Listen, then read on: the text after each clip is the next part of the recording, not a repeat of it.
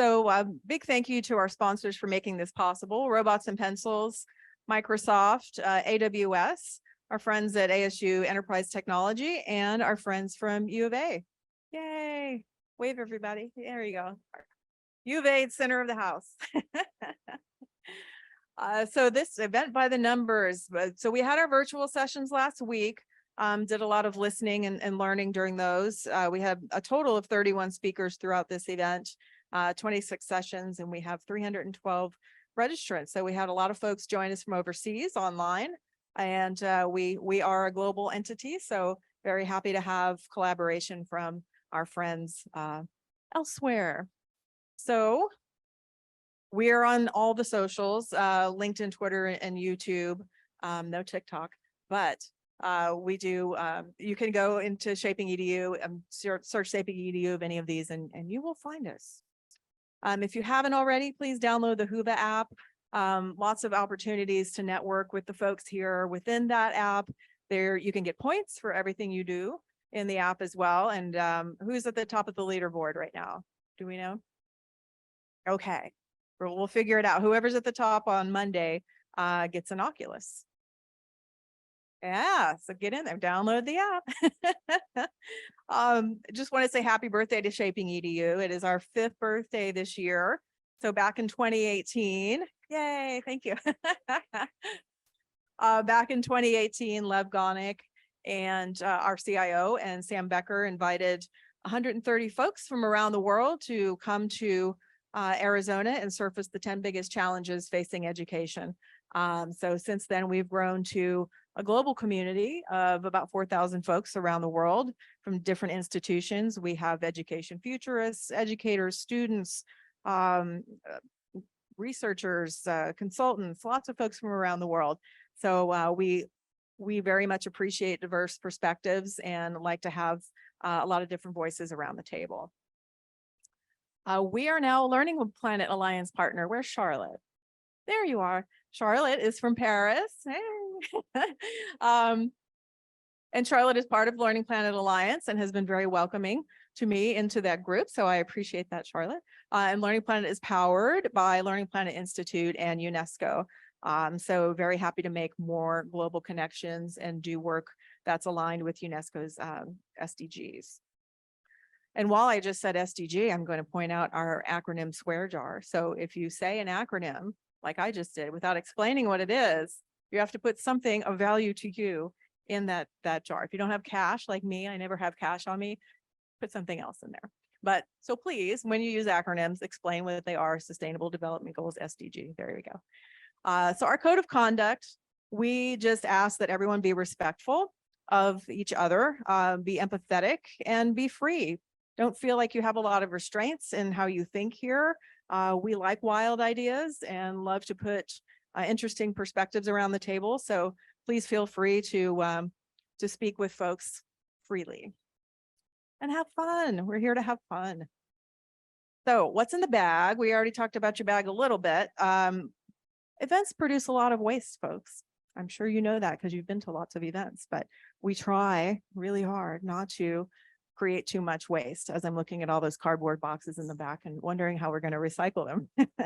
But I didn't want to give you guys bags that have a bunch of stuff that you're not going to use. So what is the bag itself is from Sip of Hope Coffee. Those folks support mental health education. And also in there is a brownie from our friends at Greyston. Greyston helps acclimate formerly incarcerated folks back into the workforce. So enjoy that brownie. They're very good. And we also have Dave and Lisa's book. And again, as we're looking to create as little waste as possible, in the back, we have boxed water. The boxes can be refilled and reused. So please do that throughout the event. And when you are done with them, please recycle them. So what does ShapingEDU stand for? So these are our 6 C's: culture, community, cultivation, collaboration, crowdsourcing, and content. This is what fuels what we do. And really the culture is so critical. I like to say we take our work seriously, but we don't take ourselves too seriously, which is very important. And we are all about inclusion, empathy, listening, and hope. And you'll hear a lot about futures thinking today and tomorrow. And really that is about giving folks agency and instilling hope in the future. So we'll talk a lot about that, and Ruben has a lot to say about that as well. So what is open innovation? Open innovation is what we're doing here. So conceptually, it is about exploring ideas and solutions from diverse individuals, institutions, and organizations. So as I mentioned, we sit within the framework of ASU, but we are not exclusive to ASU. We have our friends from other universities within the state, as well as universities around the world. And the more perspectives we have, I think the better off we all are. So as we mentioned, the ASU community, lots of folks here within ASU. We have 13,000 staff, 5,000 faculty, and we have 140,000 students. And we try to get, again, as many different perspectives around the table, and you'll hear from a student panel a little bit later today. So how do we fit into the ASU world? One of the new American university design aspirations is engage globally. And we definitely do that and have taken yet another step to make that happen with the Learning Planet Alliance. Our 5 calls to action. So when you go to our website, there's a resources tab, and underneath that, you'll see a list of things that influence and inspire us and inform us. And all of that, going through all of those resources has allowed us to distill our focus into these 5 areas. AI for impactful teaching and learning, digital transformation of learning environments. We have playful learning, which will, when we speak with Dave and Lisa, we'll talk a lot about that. And democratization of education paths. So this is a lot, there's a lot of conversation around decentralizing and democratizing different opportunities that perhaps we did not have when we were going through school, but as lifelong learners, we now have more options, and the students that we work with have more options. We're also looking at holistic wellness of learners and educators, and that's prioritizing mental health and also teaching resiliency and curiosity to students, lifelong learners, wherever they are in their journey. And it's also to do with retention and attraction of new folks into the education field, and keeping the ones that we have. As we know, throughout COVID, we had an exodus of educators, and we want people to come back into the fold and work with our lifelong learners. So what do we do? How do we do it? Solutioneering. So we call this the Solutioneering Summit because we're really here to address those 5 calls to action and address the challenges that we face. So we blend design thinking and futures thinking with our global community and the spirit of continuous improvement. And that is how we move forward. So 4 key things about ShapingEDU. We have an online community platform that we will launch in a couple of weeks, which I'm very excited to show you guys a preview of a little bit later. We're calling it ShapingEDU Cafe. And the spirit of that is that you can come by for 5 minutes or 5 hours and meet interesting people from around the world, share resources and look at resources from other folks in the community. And that allows us to collaborate asynchronously as well. So another touch point for us to connect with folks that are interested in education change making. Our living annual report will debut at the end of this quarter. That will be the repository of all the things that we have created and are working on. Our community experiences like this are very important to us as well, whether they're virtual or physical. Also a great way to connect with the community. And global storytelling is a big part of what we do as well. And we'll talk a little bit later about a project called Are We There Yet? Which Tom and Ruben have been working on. Say hi. There we go. And that was really an initiative to interview educators and learners from around the world about what their takeaways were from their pandemic experience. How are we teaching and learning differently now than we were then? I would say pre and post pandemic, but I think we're still in the fold. So what will we do together? So we spent time last week exploring new technology and looking at what's on the horizon for education. We're going to observe what's working and what's not. And we will discover projects within our partner network. So we have reinvigorated our relationship with Mary Lou Fulton Teachers College. They have something called Learning Futures Collaborative. There's 5 projects under that umbrella that we'll talk about a bit. And we also have the Learning Planet Alliance circles. And so there are existing projects in the world. We don't function in a silo. We want to either collaborate with the folks that are running those existing projects or figure out ways to supplement what they're working on. And where there aren't existing projects, let's come up with a new project idea. We can submit it to Learning Planet Alliance as a circle and get folks from all over the world to help us in our journey to create resources for folks to help them navigate these challenges. So what I ask of you guys, you'll see Post-it notes on the table there, and you have pens somewhere in your immediate orbit. And what I would like for you guys to do as we're talking, as we're listening to the problems and challenges that we're facing, is not think about it as something terrible that we need to dwell on the fact that it's terrible. Let's reframe that and look at it in a how might we question. So we've acknowledged a problem, we've acknowledged a challenge. How might we overcome that? And if we think about it from that perspective, we can think about what resources we want to create, what outputs we want from our project, and we can focus on that and how we move forward. And that has a lot to do with futures thinking as well, which you'll hear more about from our speakers this afternoon. So back to the Post-it notes. You have Post-it notes there. So as you're thinking about your questions in the booklet on the table, there's a page of that says, how might we? So as you're thinking of things, I encourage you to jot ideas down. And once you've flushed out kind of what your how might we question might be, please write it on the Post-it note. And when we take a break, we'll stick it on that wall, that big blank wall over there. That's what it's for. So we're going to put our posties over there. But yeah, just jot down ideas as they come to you within the book. We already talked about our acronym swear jar. So there it is. No joke. So first up, we'll have Tracey Zimmerman. Say hi, Tracey. There you go. From Robots and Pencils. Then we'll hear from Ruben. Ruben is going to talk to us about education as jazz. And I hope you guys enjoyed the jazz band last night. We had a poet named Valencia, who's amazing. She wrote some poetry on site for us, which we'll post on the website. And we also did a paint by numbers project. So got our hands a little dirty, but it was, to me, it was really important that we have a component of this, other than us convening in person, that you can't get through a virtual experience. So let's create art together. Let's listen to poetry. Let's listen to live music and be inspired. So that was the premise of that. And thank you guys for being flexible as we moved that from outdoors to inside due to this wild weather. And apologies to all of you who flew in that I said, come to Arizona. It's sunny and warm. It'll be great.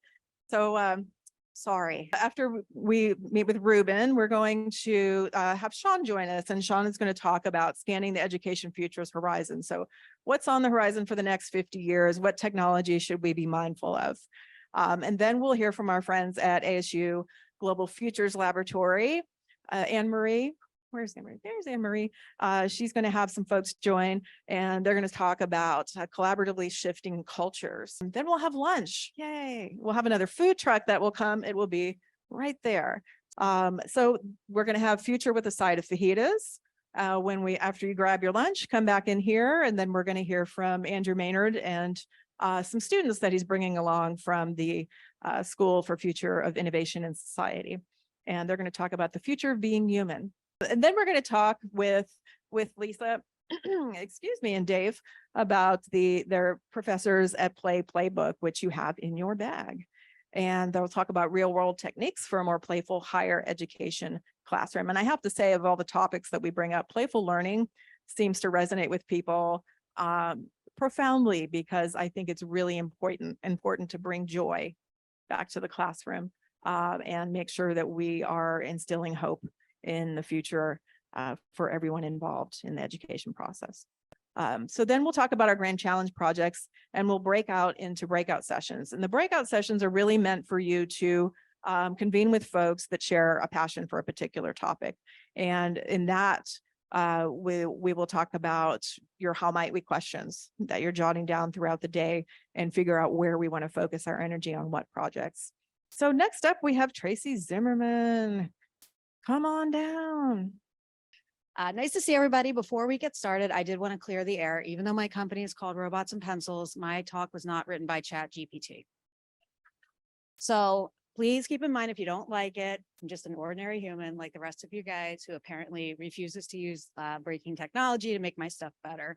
But actually, it's interesting about ChatGPT because it's pretty good at the internet, and that's kind of how I've made my career. Like at this point, that's kind of like, that kind of sums it up. I've been good at the internet for a while.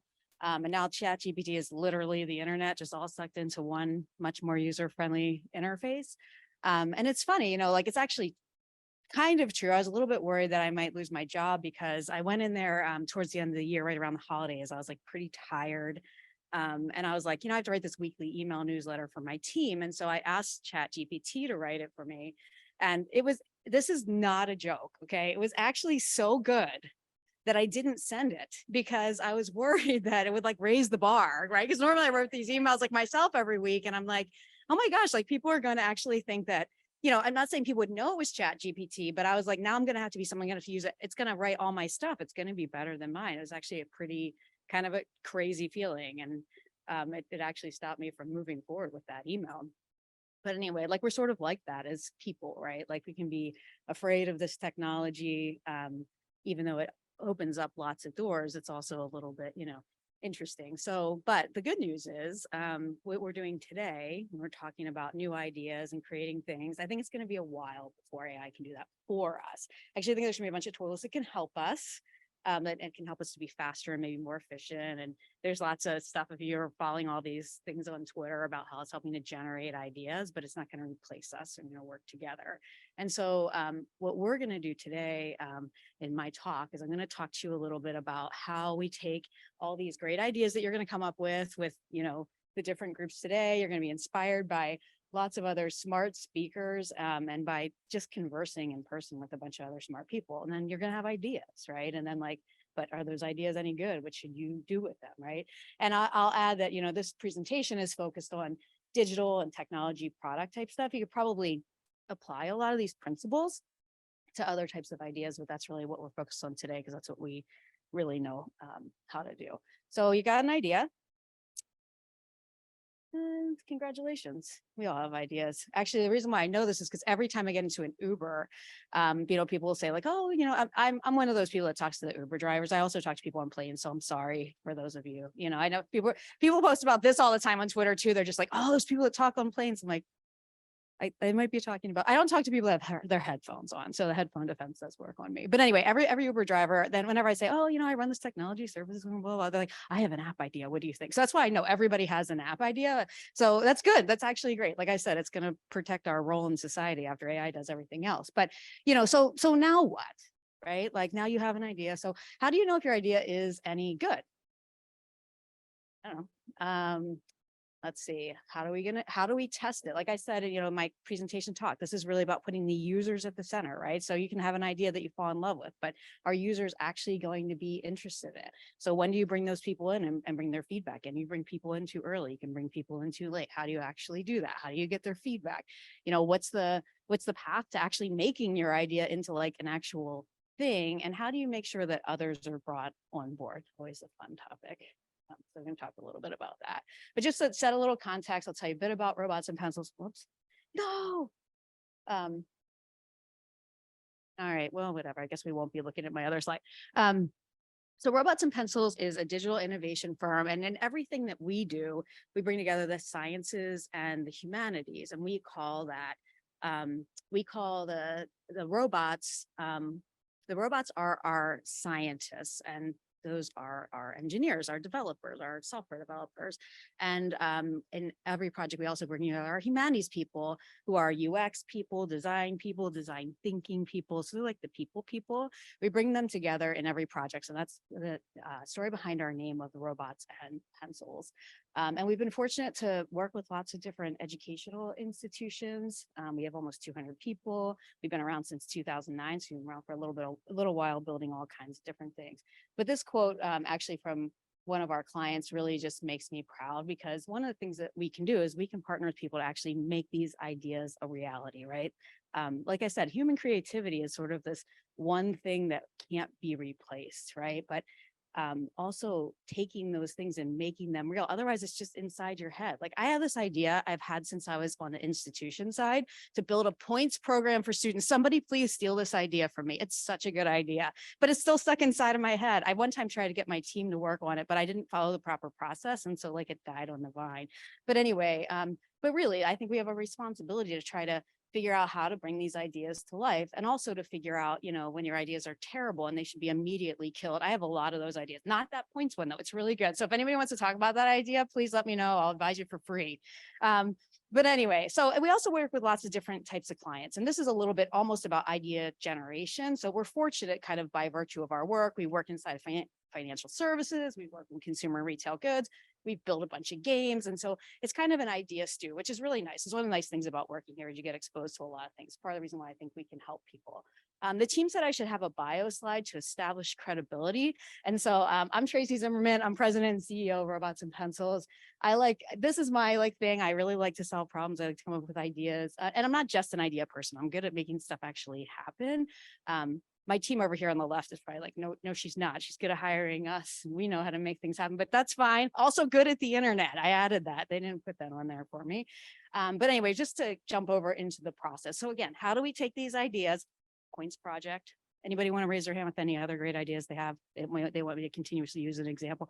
Come on, somebody has to have some pet idea. Nobody? No pet ideas? All right, well, you guys are. Oh, okay. You're right. That's right.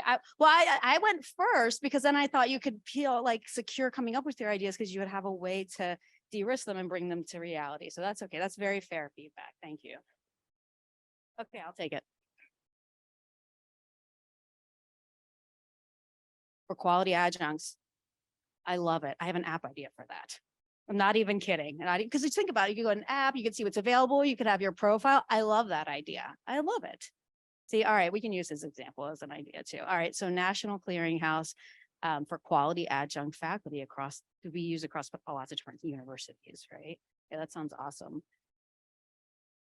That and the points. You could also give them points potentially for being never mind. People like that stuff. I don't even like that stuff, but other people do. Okay. So this is kind of walking through. I know there's like a lot of words and stuff on here. So this is not meant to be overwhelming to you, but this is our product design and development process. So if somebody comes with a great idea, marketplace for adjunct faculty members, points program, whatever they, other examples, please do it, somebody.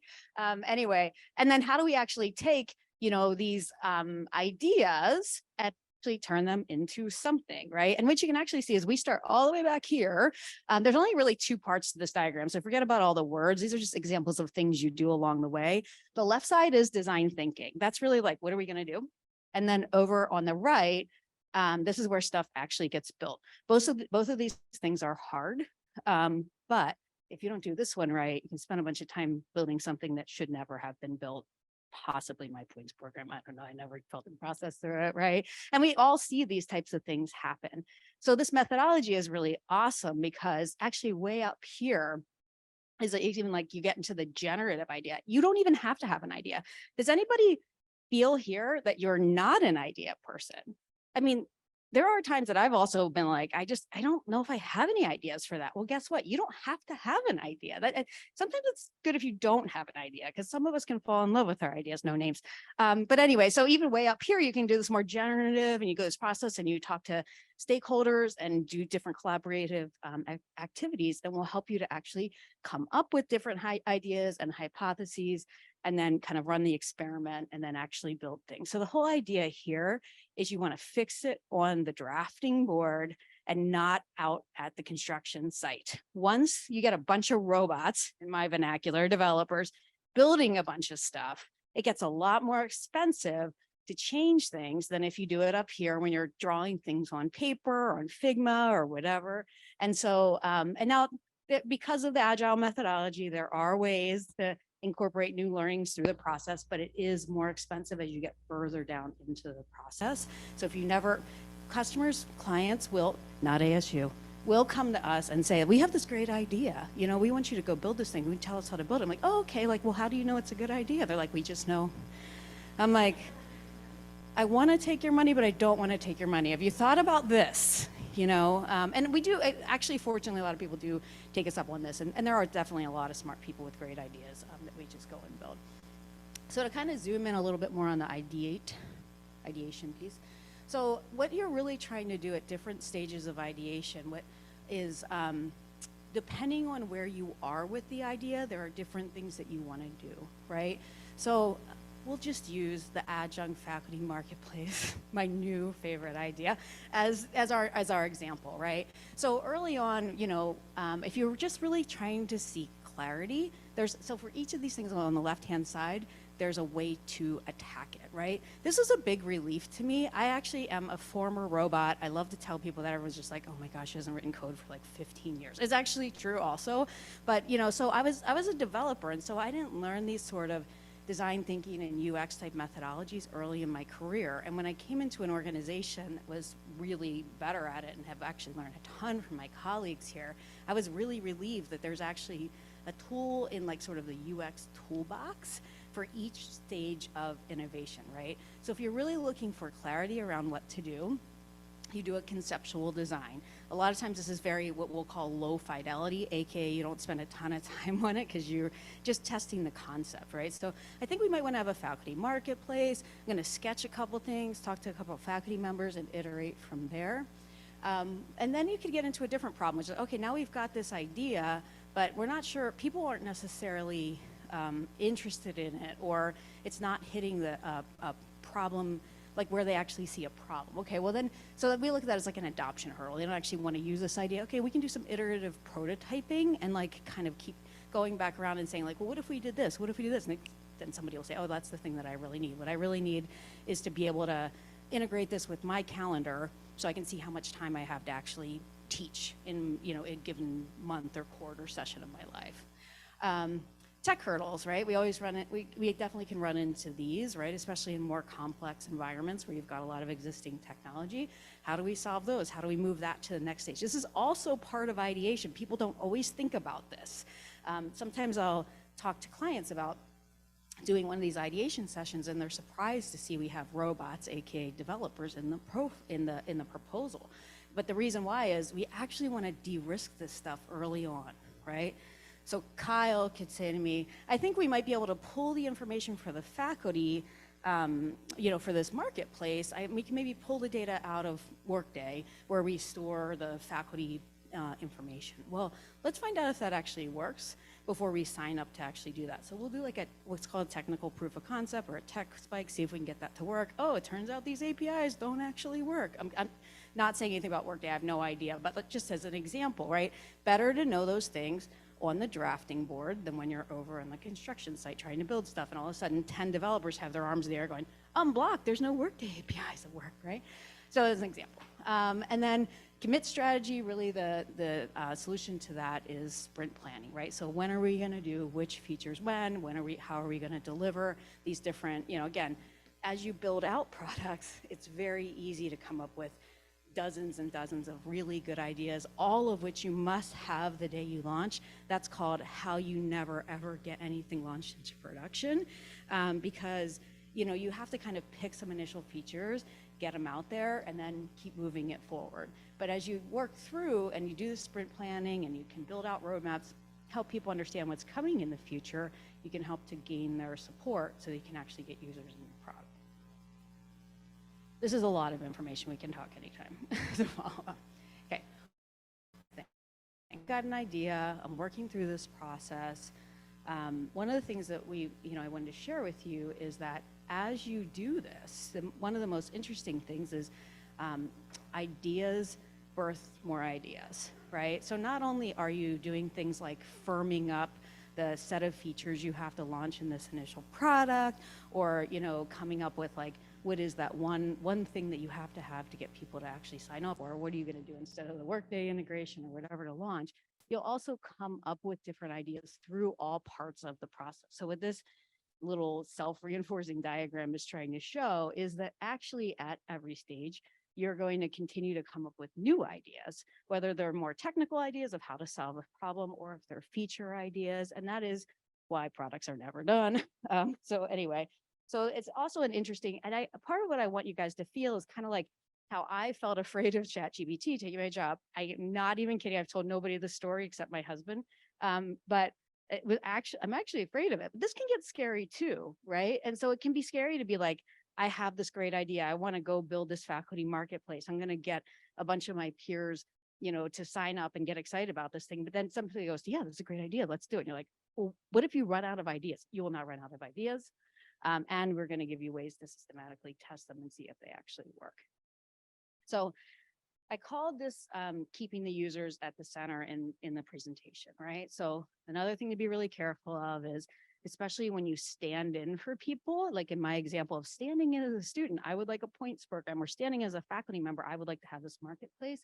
There's really no substitute for doing sessions with users who you actually think are using the software, right? We all think we're really smart. We can imagine what it's like. Boy, if I were adjunct faculty member and I had that calendar integration, I would definitely use this thing. I don't know if that's true, right? So how do we actually get that feedback? So we use these sessions called user sessions that can be done, and they all, these are pictures of them happening in person. Actually, the team originally had a picture of a virtual session, which is a very boring picture. And I was like, guys, no one wants to see another Figma screenshot of virtual Post-it notes. Like, we get to see that enough in real life, but kind of like what you guys have these Post-it notes here, right? So there's all these different tools that you can work through. And lots of times we do live sessions. There are lots of things that even in the real life sessions, there's a lot of work that happens afterwards, right? To take that information, take the different users, create the personas, and really start to understand, some of what this user is going to go through. And there's a series of different tools that you can use. This overall digital ecosystem impact is one of the things that I find a lot of times people forget about. So again, back to this wonderful example of the faculty marketplace, this could be an awesome idea, but if it's the 9th app someone has to open to do their job, actually, to get into the faculty marketplace, you also have to, create an account at ASU, and then with, the local community college and 4 other colleges. And then you also have to, fill out this form. Like, if you don't think about what you're trying to create in the context of what people are trying to do, like, it's very difficult to get adoption or to get sustained adoption. And we all even see that here in our individual lives. As a frequent traveler, I can't even get started about my examples about how I think so many tools that are supposed to be good for travelers are horrible.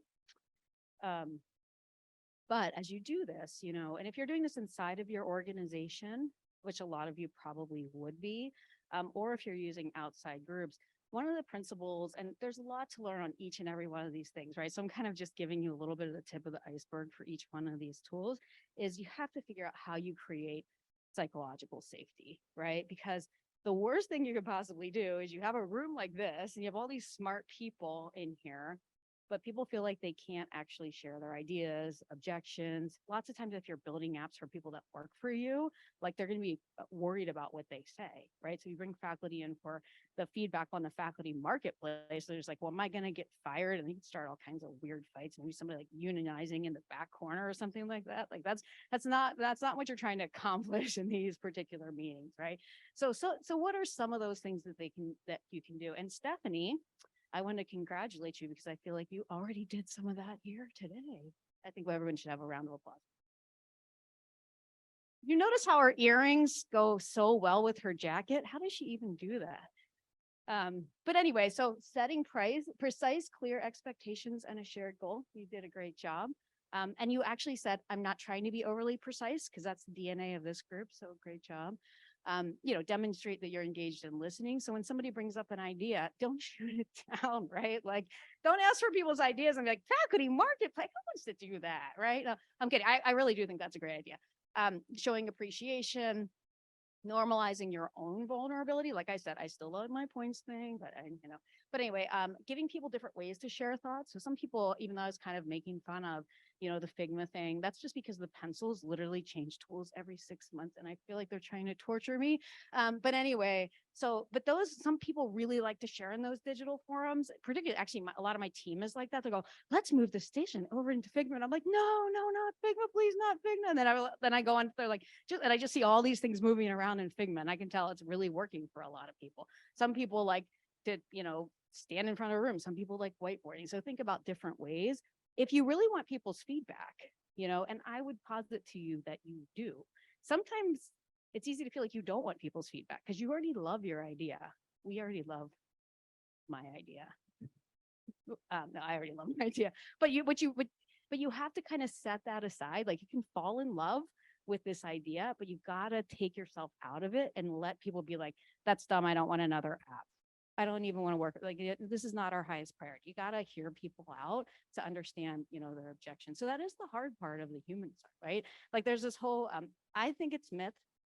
It's like kind of the Steve Jobs thing where it's basically just like the story about him is like, he knew what people wanted. And I mean, obviously I have an iPhone. I have this amazing setup. It's all probably thanks to him. So he was really smart, but most things don't work like that, right? And I would argue we don't really know behind the scenes exactly what's happening there. So it's like, this whole idea of I'm a genius, I have an idea, I'm going to tell people what they need and they're going to adopt it is actually really, really rare. So to kind of really get users on board, you got to do this kind of stuff. Speak human to human. Don't use Chat GPT, I don't know. And then replace blame and judgment with curiosity. So why are you saying you don't want yet another app? That's so surprising. I love having 900 apps. I actually do have 900 apps, but it's sort of my job. So I wanted to leave you guys with a few things that would be useful to you. So one of the things that I find that people really like are journey maps. Has anybody ever been part of doing a thing with a journey map? Maybe. Okay, that's okay. I'm going to show you one.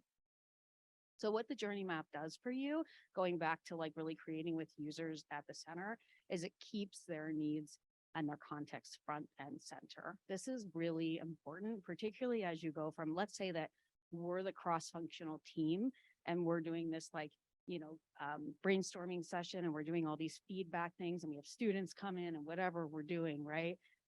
And then we leave and then the product team is working on the project, right? And then maybe you're periodically checking in, maybe no one ever asks you again what you think. But by codifying this stuff into journey maps, it helps the product team. And I say this with a lot of experience, 20 plus years, that's what you say, of building software. It helps to have those maps to go back to for the project teams. And then it allows them to get, it helps to scale the empathy, right? So you're kind of walking through, okay, what are the challenges? I'm going to show you one in a minute, but what are the challenges that these users are going through? Where are they doing their work? How are they doing their work? What kind of tools they're using? So that way you can drive empathy, which is again, really that pencils humanities side, right? As these great engineers and product designers and stuff are actually building things. Helps to determine the features, the functions, what's going to really improve the user's process. And I do have an example at the end, although I'm fully willing to run a guided brainstorming session around the fact of the marketplace. And then understand the environment and context, like I mentioned, how they're going to be using those tools. So we can send this out. You don't have to, this is kind of, we should have done like one of those little vanity URLs. So I'm sorry about this. But anyway, we did give you guys a template that you can use to fill out to build your own journey map. We do this work a lot with our clients, right? It's like part of our methodology, part of our job. So I'm not going to say, this is totally easy to do on your own. However, does provide scaffolding for you to help to figure these things out. And I see a lot of projects and products that get launched without this understanding. One of the most useful things as you work through the user's journey is you find gaps, right? So this is a classic one. I'm gonna show you guys that I know higher ed with this. Okay, so a student applies. They're so excited. They're gonna start school. They told their mom. They got their welcome package. Whatever. Picked out their classes, and then you lose their engagement to start, right? Or it's summer break. They've done really well in spring. Got good grades. They picked out their schedule for the fall. Then they go to Europe with their boyfriend. It's really fun over there. They maybe spend a little bit more money than they planned. Maybe they do a little more drinking than they planned. And, then they're like, what it really sounds good is a semester off, right? So a lot of times, you can lose a student along the way. So they kind of, maybe lose track of their goal attainment in terms of wanting to get a degree or credential or whatever it is, badges, whatever you guys are doing these days, to drive their success and help them get to their goals.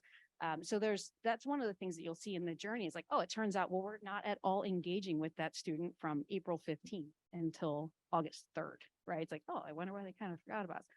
Or the other classic is, as students are enrolling, they connect with other student mentors. They're really working closely with admissions. Admissions has listened to all of their goals, hopes, and dreams.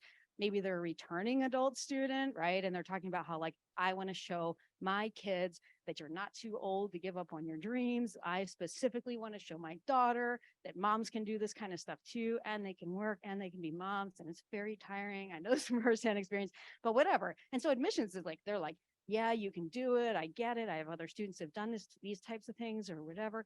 They get accepted. They get scheduled for their classes. They never talk to admissions again. Advising knows nothing about the story. I've never heard anything. And now all of a sudden, all I see is my schedule. I'm drowning with work. The kids are crying in the back. You don't actually care anymore about setting an example. You're just trying to keep people alive, right? And so that's like a classic, like, here's a hole in the journey. So as you work through this journey map template, my advice to you as somebody who's built a lot of this stuff is to focus on those drop-off points where you like look around the room and like, everyone's like, well, what happens with student then? And everyone's like, I don't know. Well, I guess eventually we set them up on Canvas. And we're like, oh, that doesn't seem like a great engagement, right? There's some additional things we could do there. So that's my tip for you on journey maps. And again, like, we're happy, robots and pencils people, please raise your hands. These people know how to do stuff over here. These three. Thank you. Thank you for being. And so they're happy to answer any of your questions. I'll try to answer some too, and then they'll just be in the back. It actually works. Okay, one other thing I wanted to talk about is platform versus custom. And I hope this is okay for this audience. So what I hear a lot of times is people are like, well, I've done this journey mapping, okay? You don't necessarily know what the solution is going to be as you build this out, right? But, as you ideate through, you go, okay, I think what we should do is I think we should build an app. All the Uber drivers think they should build an app, right? Sometimes they describe these apps, they're like, you can have like a list of customers and there could be reports. And I'm like, that thing is built. It's called a CRM and it's called Salesforce. So what you should do is you should get your credit card out and you should pay whatever it is, $59 for Salesforce Essentials, and you should not build that app, right? That's kind of a clear cut of please use a platform. You're crazy to build a CRM these days yourself. Those projects really do still come to me, by the way, but anyway, whatever. And then on the flip side, sometimes there are things that are very, very differentiated inside of your organization. You're like, oh, I need to have a great customer experience. I would never ever show my customers or my students or my users those terrible screens that show up, in a lot of products in this marketplace, or there is nothing out there. There's nothing out there, right? There's not a faculty marketplace out there. I've got to build this from scratch. Well, I'm here to tell you today that there is a third option, which I will call hybrid. And I would actually posit as, and I'm an internet and like product building expert. There's a lot of products out there that really should take a hybrid approach. Okay. Now, the nice thing about it, if you follow the methodology that I shared with you, you're not talking about app features and like, oh yeah, I want them to be able to click and see the list of universities where I can sign up and where I upload my credentials so they might allow me to teach at their university. That's not what you're talking about earlier on. You're talking about it in a different context. You're talking about the problems and solutions at a high level. This is why, like, if you guys have ever written user stories, it's like, it's about the user. What does the person need to be able to do? People go, well, here's my user story. Click on the profile screen and update your address. Like, that's not a user story. You need to talk about what the person's actually trying to do. And it's very annoying if you started with a different methodology where you're used to just writing down features. But there's a reason why. You're taking the solution, the technology out, and you're making sure you're solving the problem.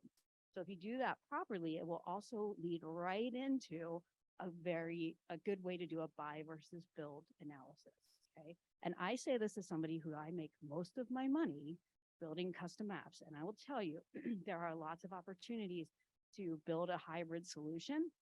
And that's sort of the pros and cons here. We can send this out to you guys because obviously like really small font even up here, which is like, guys, it's really small font, but whatever. So you can get some of the best of both worlds. And the other thing that's a bit of a false dichotomy is if you do that, you don't have to do it forever, right? You may actually want to prove out a concept with a licensed product that you can get up and running for like $100 a month, see if people are starting to use it. If they are, you can decide to invest in actually building out something more custom, which will be even better. Now, there are some dangers. Like one of the things, again, this is why AI is not going to take our jobs right away. It's because humans are good at trade-off management in theory. And so you have to think through what's best for your organization with the pros and cons. Bless you. So anyway, so a little build versus buy, and then managing change. I will call this the people part. You know how there's this whole methodology, like, so I really like this quote. So I'll let you guys read it.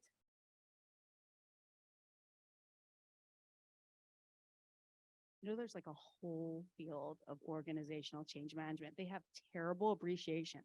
Organizational change management, OCM. The only precious thing I could think of that I had with me was my phone. And I was like, I can't put my phone in there. So I was going to make sure that they have these things called ADCAR. In full disclosure, I don't even know what all those things stand for. But why is this a whole job and career field? It's like, I have this great idea. People, and I have to work with people to actually get it done. The people part is actually really hard. That's, again, going back to our methodology of having the humanities and the sciences together. It's not just building things, and it's not just if you build it, they will come. And I want to show you guys that, for those that paid attention, you will notice that this organizational change thing starts there and goes all the way down here. Okay. One of my pet peeves is when you're working through a product, and I saw this more in my previous organization, you get about like 20 cycles into here. You have this feature bloated app that you're going to launch after 18 months of working on it or something. And people are like, did someone put together the change plan? And I'm like, if that's when your change plan is starting, good luck. I'll just say it like that. You can make it happen, but you're making it really hard. So one of the things that is positive about the things that we shared today, though, is that throughout this process that we talked about, by bringing in different stakeholders, running the workshop, getting their feedback, doing proofs of concept, that actually helps you to do parts of the change process along the way, which a lot of it is, people want to feel included. Like, it's just true. Like, there's things that you sometimes, I'll just use myself as an example. There's things that I have to do at Robots and Pencils that I might not even like. So if I don't like it, the team's not going to like it. But it's better to bring the team along and explain to them why we have to do it than to just ram it down their throats, right? We all know that. But then when we have an idea that we fall in love with, we're like, well, we're not going to show it to those people, your coworkers, right? We're not going to show it to those people because they'll just kill it. But you know what? Like, you're just postponing the inevitable. If you use these different tools to bring people in from the beginning, I have seen the people that just love to object to everything embrace change. It's going to take them a lot more time than people like me. I like to embrace change so much that I'm not doing whatever I was supposed to be doing before, right? So it's, I'm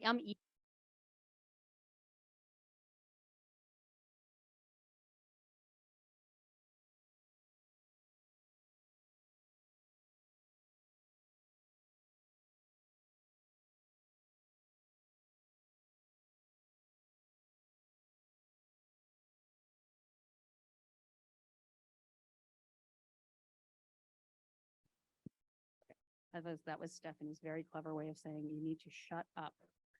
I'm almost done. But anyway, so like I said, if you're paying attention, you've actually been doing some of the organizational change along the way. And again, in the spirit of giving you something that you can use, I share these two tools with you because I think they're among the most useful things. All this stuff is useful, but these things useful and not used enough. Right? Like, lots of people do prototyping and sketches and stuff. A lot of people don't do this stuff. So this is a change readiness scale. We will use this with our clients when they are thinking about doing something. And so this will help you to understand whether you're really ready for the change. This tool is usually used a little bit further into the project because you can even just see, like, there's questions about project X that you wouldn't know very early on. A lot of times we have to unfortunately bring this tool in when people go, oh yeah, we have this thing, we're about ready to like launch it or whatever. And we're walking the hallways, we're like, hey, are you guys excited about Project X? And they're like, what's Project X? Or, no one tells me about that. I'm not giving my students that. They're not going to use it. I'm not going to roll it out to my faculty. The psychology department is not using that. And you're just kind of like, okay, well, we're going to give you this change readiness thing. This is our way of saying, take a look at, where you're gapped. Then again, like, we are where we are. So lots of these things we're learning along the way. So you can go help to understand your gaps from a change process. And these are like pretty yes, no, and they'll help you as a team, whether it's you and your colleagues, you and your boss or whatever, to understand where you have the gaps and where you might need to either, do a little bit more gentle ramming of solutions down people's throats. If you really have to launch, you're going to have to pay the piper one way or another, or figure out where you need to spend a little bit more time. That's a nicer way to say it. So you can really identify those gaps so you don't get surprised. A lot of times people get really surprised because they've fallen in love with their idea. they've maybe put in crazy hours, they're really excited about it, but the rest of the organization isn't. They have other jobs. They're busy doing what they normally do. People mostly don't like change. All right, this is my last thing. I'm just going to show you a quick example. I'm intentionally showing you something outside of education. So this is a project that we did for Sheetz. Sheetz is a convenience store, like kind of on the East Coast. I don't know exactly where they are. I live in Pittsburgh. There's a bunch in Pittsburgh. But anyway, think Wawa, Circle K. What's the one out here? 7-Eleven. We don't see 7-Eleven out here. I mean, Wawa's the best. Anybody with Wawa? Thank you. I'm from Philly, you can tell, but like, it's so much better than all the other stores. But anyway, everyone else is just trying to copy off Wawa's success. But Sheetz is also very good because they're a client. Anyway, so we did this interesting project with them. As you guys know, or you might know, that there's like a hiring crisis in America. They can't hire people. And so like, it's really difficult. And you've got this is a high turnover type of a job environment, right? So they're struggling with, getting their team members to do their jobs. So they're thinking about doing some digital transformation. And so you can see how so they did the journey map that I gave you guys, blank version. And this is just like a pull off of a specific kind of day in the life type of example, right? So what do? They get up, they go to work, they arrive at work. So you're kind of like walking through their life so you can figure out how to get this digital tool in their hands to make a difference. And so kind of through that journey, one of the things that we identified as being a big gap in the journey, remember we talked about that earlier, was being able to switch shifts. By the way, I think Adjunct Marketplace maybe needs this too. So being able to get coverage is a really big issue in this type of market. So this is a concept design that we did around that. Basically, they could see their schedule, they could see what they were going to get paid for that period of time, they could see what open shifts are there, and they could either put a shift up and just say, hey, can someone take my shift and cover for me? Or if people are like, hey, I need to make some extra money, they're going to go into the shift marketplace and pick a shift to cover. And so they can also interact with people. They can take the shift. They're telling their story. Of course, someone has to take their dog to the vet, right? Somebody has to, my dog didn't eat my homework. Well, maybe they didn't. That's why they have to go to the vet. But anyway, I can't work and I need someone to take off. You can create the shift and someone can cover for them. And so this is the output of one of those. I wanted to share this with you because we talked about the user journeys and finding where there's a broken piece in the user journey. Because if you can fix this, they don't have a good solution for that. Right now, you're trying to get them to like download another app and use an app and it's for work and whatever. But I can put my shift up there. Well, my mom said she wants to have family dinner. I can't go unless I can get something to cover my shift. Or like, man, I really need money because it's my mom's birthday and I need to like save a bit. Maybe I can pick up some extra shifts. That will get people logging in and using this tool. And by the way, open enrollment is coming and here's some training stuff, right? And so there's other things that we want to build. So that's what one can look like. And that's it. So I just wanted to share, hopefully this is helpful for you guys today to kind of think about, now that you're going to do a bunch of ideation, how do we actually make some of these things real? And I will close with one other story. So my husband asked ChatGPT to write a story. He wanted to write a story. We just had a baby. She's 3 months old. Some of you guys I saw when I was pregnant. Now she's like a person outside in the world. And he wanted to write this story. He's from Cleveland, about how he used to like play on Lake Erie when he was a kid. So he asked ChatGPT to help him write the story. And he's like, I was like reading through it. He's like, it was really good. It was almost like my own memories like came up from ChatGPT. And it was like, even occasionally I would see a pod of dolphins going around the inside. And I was like, see, AI is not going to take over yet. There are no dolphins in the Great Lakes. So there's hope for humanity as we go. So anyway, thank you guys very much. Let me know if the team can answer any questions. All right, welcome to the stage, Dr. Ruben Puentedura. All right, so good morning, everyone. Thank you all for coming. Those of you who were with us last week got to hear a very brief preview of what I'm about to talk today, basically how to think about jazz, about miles, and entrepreneurship. I'll talk a little bit about the junction of all of those and why I think we need to start thinking about this in education. Before I begin, however, a disclaimer that I hope all other speakers will make. All of my talk was written by ChatGPT. And then I threw it all away. Oh, well. So I'm sorry, you'll have to make do with the second-rate human product instead. Anyhow, all right. So here's the story. You want to think about jazz. And you can think of jazz in many ways. You can think of jazz as music. You can think of jazz as cultural history. You can think of jazz as an activity. And in particular, you're saying, well, okay, so how do we use jazz in education? And one of the ways in which you can use jazz is as a metaphor. Now, those of you who were here, or I should say online, for the summer conference last year, heard me talk about a different source of metaphors in education, namely science fiction. And in fact, you're going to be able to do similar things to that with jazz. So you can use jazz as an inspiration. So give yourself a word jazz. Think of what you do in education, and I'll think of how you might bring the two together. In the meantime, I'll put this little quote from Ornette Coleman. Okay. And you're going to me, by way, use quite a few quotes as I go throughout. I'll explain a little bit more about that. But you've got Ornette Coleman saying jazz is the only music in which the same note can be played night after night, but differently each time. How's that interacting with what's going through your head right now about jazz and what you do in education, what you create? Is this helping? Is this giving you some ideas as to how you say, wait, does it mean I have to make everything from scratch from you? Oh, no, Ornette is telling you something different here. And we're going to be talking more about that, but that's one way of looking at it as a metaphor. Now, this is something I always like to remind people of, and I have to thank Stephen J. Gould for introducing me to this idea, which is metaphors are literally in Greek, little carts. If you go to the airport in Athens, you'll find that metaphora, you'll get one of these, okay? And it may seem, I have to admit, I haven't been to the airport in Athens, but I can imagine, the first time you disembark and you see a great sign for get your metaphors here, I might say, well, wow, what a remarkable place. They have, abstractions available at the airport for free, or I don't know if you pay a buck for it, or whatever. But in fact, it refers to what you use to take an idea from here to there. So let's build upon what we have right now. So I told you about just think of the general idea of metaphor.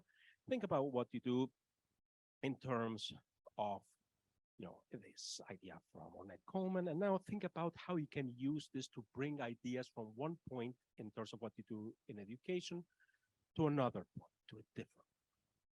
All right? So let's explore this a little bit more. Let's give this a little bit more formal structure. One of the things you can do, for instance, is you can say, well, you can bring in ideas of story associated with jazz. Could you use stories from jazz as metaphor for thinking about what you do? And in fact, again, this is a special reward for those of you who watched last summer the introduction to science fiction as metaphor in education. You'll recognize this. Of course, this is Sun Ra, amazing jazz musician, and Space is the Place, the movie. It's a science fiction movie. In fact, it's an Afrofuturist movie.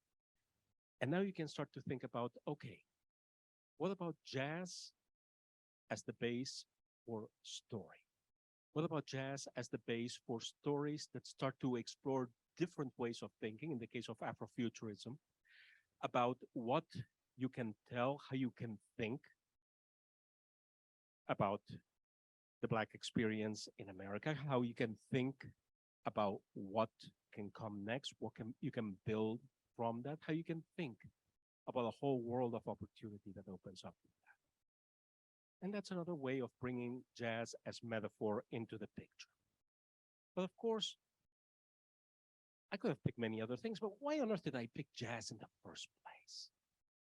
Well, one of the things that we need to think about is we need to think about how to make things in education that explore, as I was just saying, for instance, with this case with Samra, new possibilities, new avenues, alternative avenues.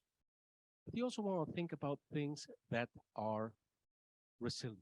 If there's one thing we learned during the pandemic, is that things that are brittle don't last, right? You want things that are resilient. You want things that are, if anything, anti-fragile. You want things that have the capacity to come out better out the end after a black swan event is over, better than they started before. So it's not just a matter of making it through by the skin of your teeth. It's not just a case of just hanging in there until the whole thing is over. It's a case of making things better. And guess what? Jazz as metaphor also works here.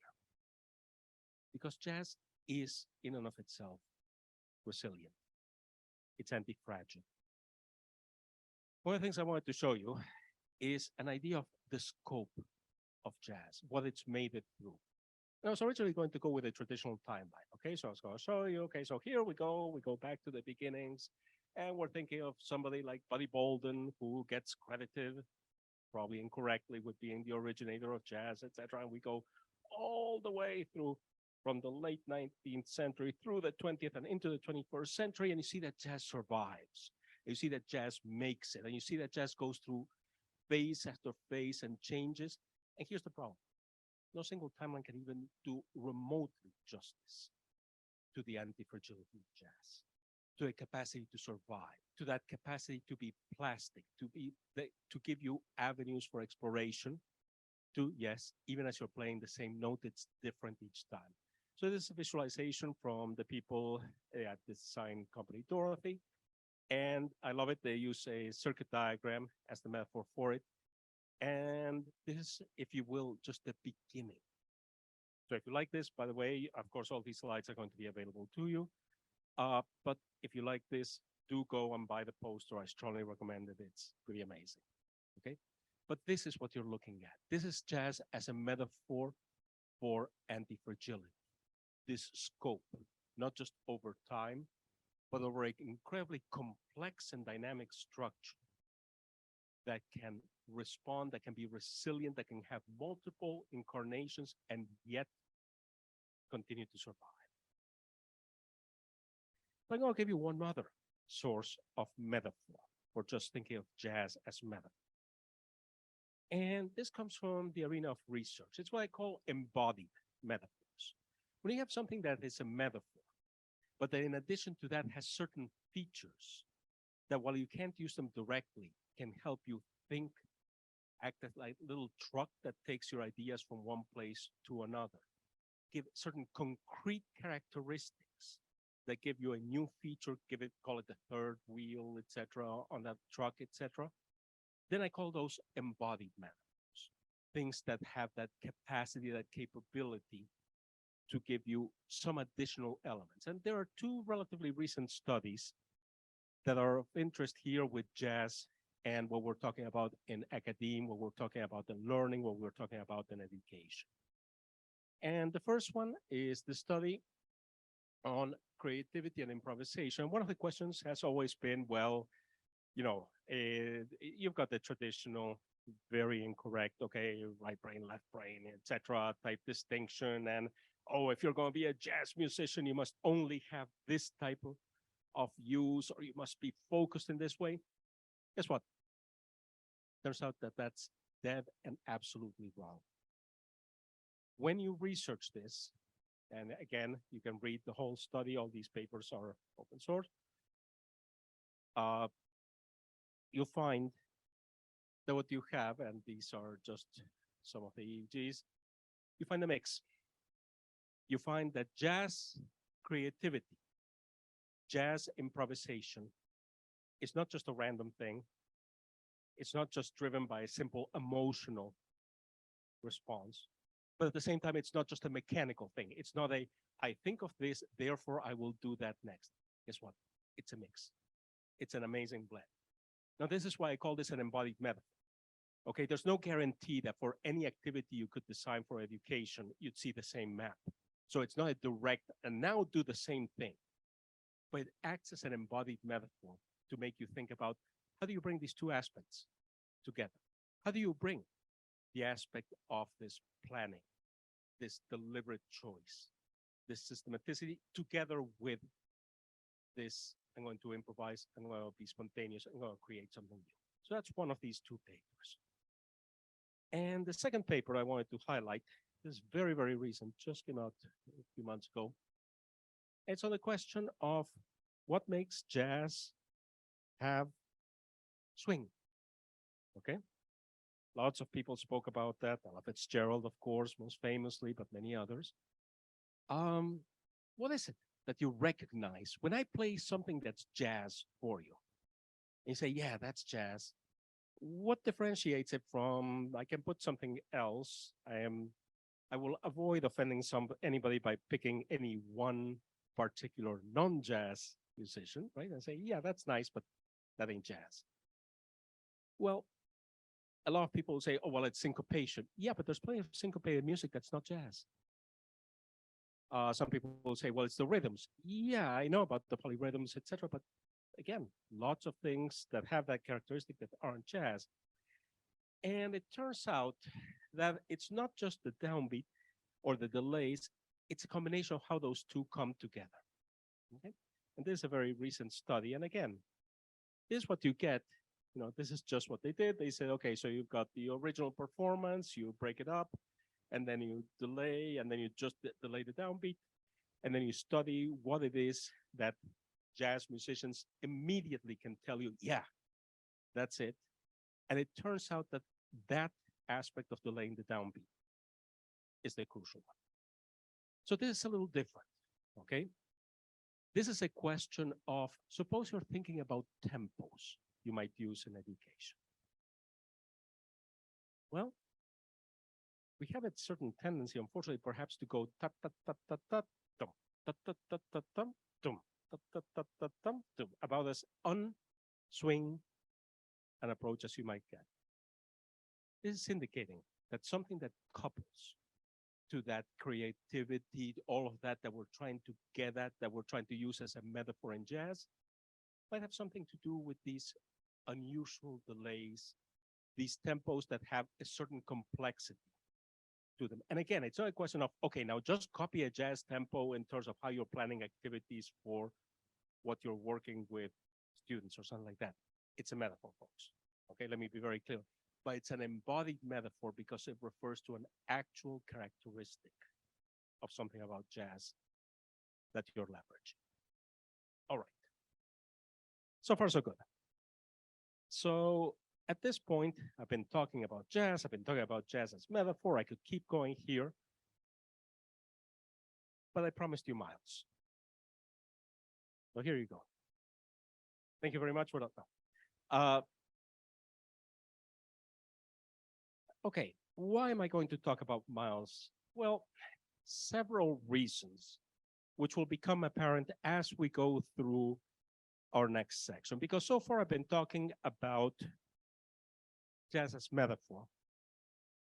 But here's where I'm going to start to go into new terrain beyond where I went last summer with science fiction.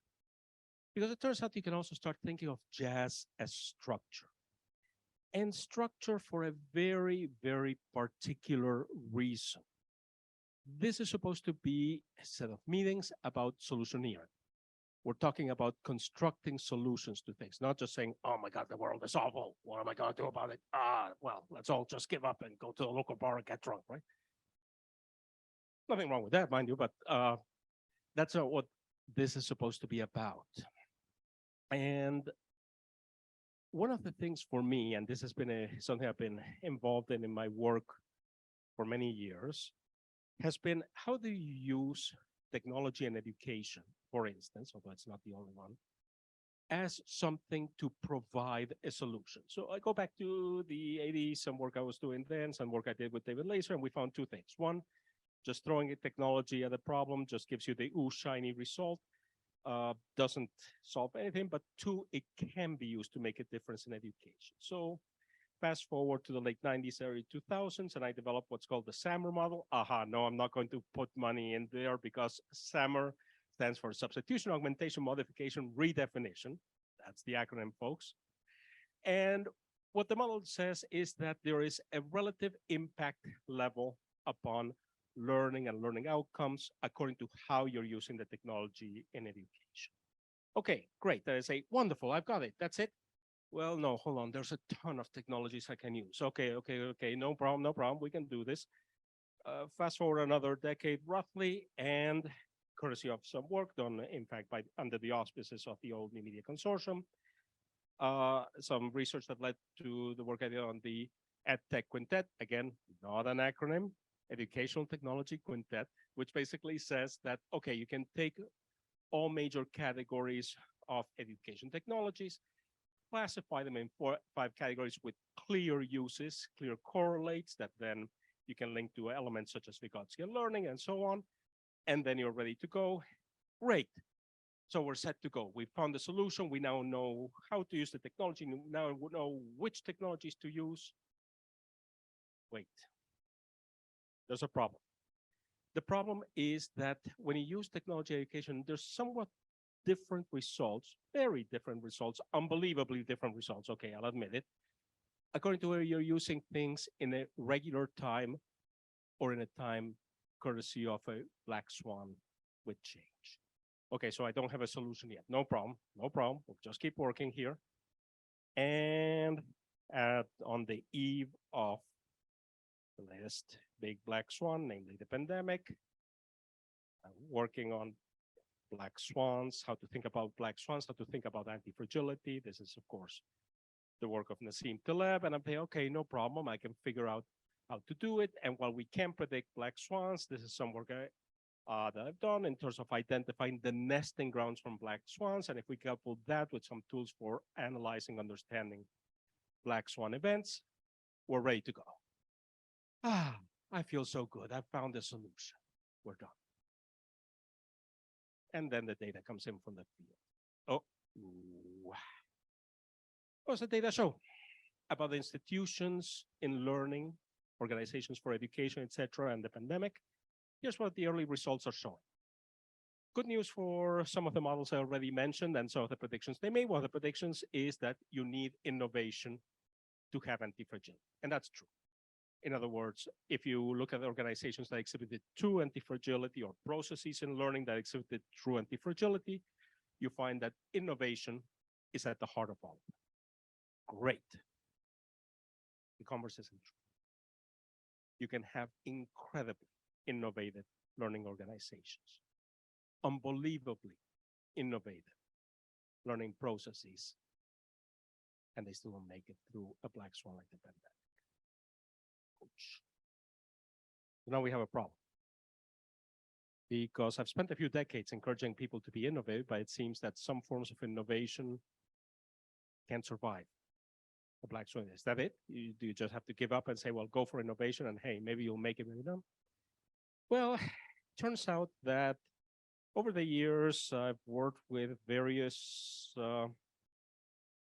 people around the globe. And in particular, I worked with this gentleman here on the right, Albert Bengtson, on a series of projects. And a few years ago, as these results are beginning to trickle in, Albert gives me a call and says, hey, with my colleague Brigitte Starne, we're working on a new model. We call it the 4C model, and it is designed to understand how intrapreneurship is essential to organizations that both evolve, innovate, but frankly, also stay alive during something like the pandemic. So at that point, I said, yes, please, I'm in. And we started talking about the whole question of intrapreneurship using a model that Brigitte and Albert developed called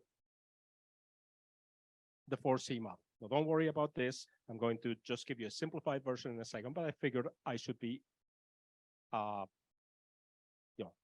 respectful of the model itself and show you all of the different aspects. Because what it says is, look, you have the work of pioneers.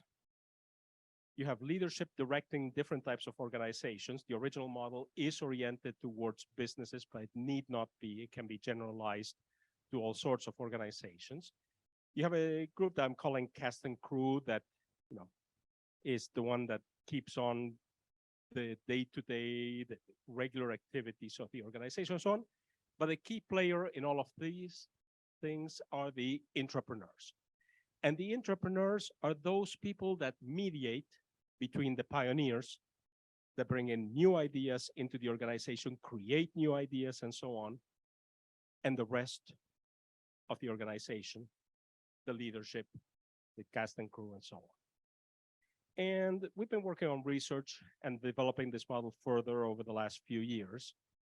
But now here's where I'm going to bring it back.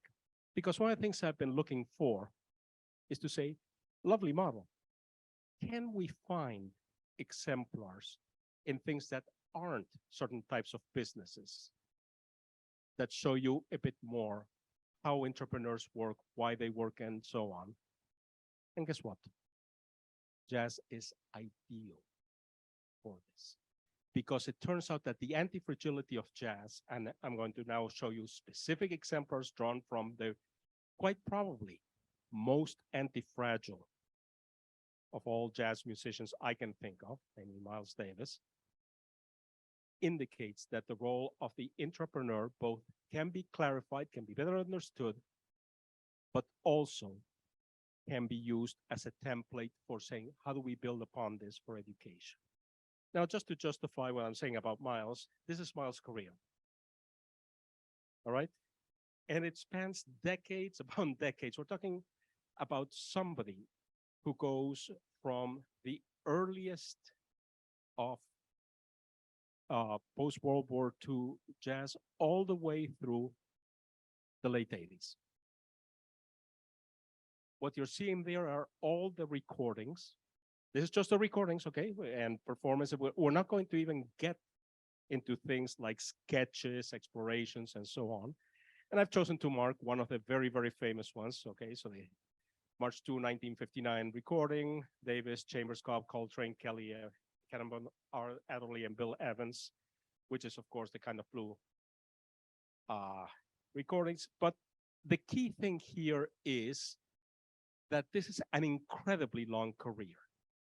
And Miles didn't do the same thing at all throughout this career. So it's a perfect example of a span of time that, while not the entire span of time of jazz, is a pretty significant sub-chunk of it, but also an example of continuous innovation, continuous creativity.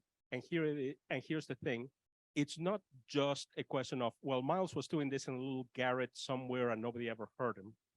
No, he remained relevant, vital, and listened to right up to his final days. In other words, some people will say, well, I prefer the Miles off fill in the blank from a certain area. But you know what?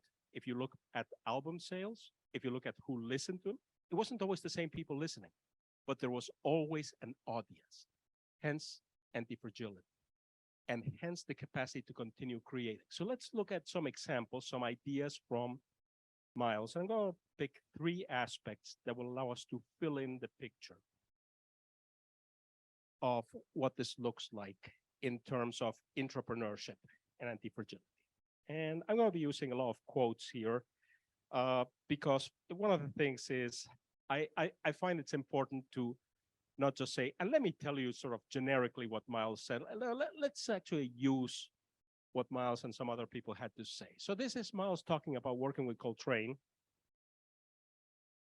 And he said, so Train never wrote anything down when he was with my band. All he did was just start off playing. By the way, if you've ever listened to an actual interview with Miles or read his autobiography or anything else involving Miles, you'll know that there's a certain amount of profanity involved. I have tried not to censor anything, but I cannot, it becomes a parody if you start reading Miles' language, unless you're Miles himself. So just so you know. But the ellipses are more for abbreviation, not for censorship. All right. As I train, here are some chords, but don't play them like they are all the time. You know, start in the middle sometimes, and don't forget that you can play them up in thirds. Now, here comes the interesting thing. Train was an innovator, and you have to say the right thing to people like that. That's why I tell him to begin in the middle, because that's the way his head worked anyway. Aha, this is important. Miles is recognizing Coltrane as the innovator on this recording. He's not saying, hey, Train did such a good job on my stuff. And believe me, Miles was not shy about taking credit where credit was due. He's saying, no, this was Train.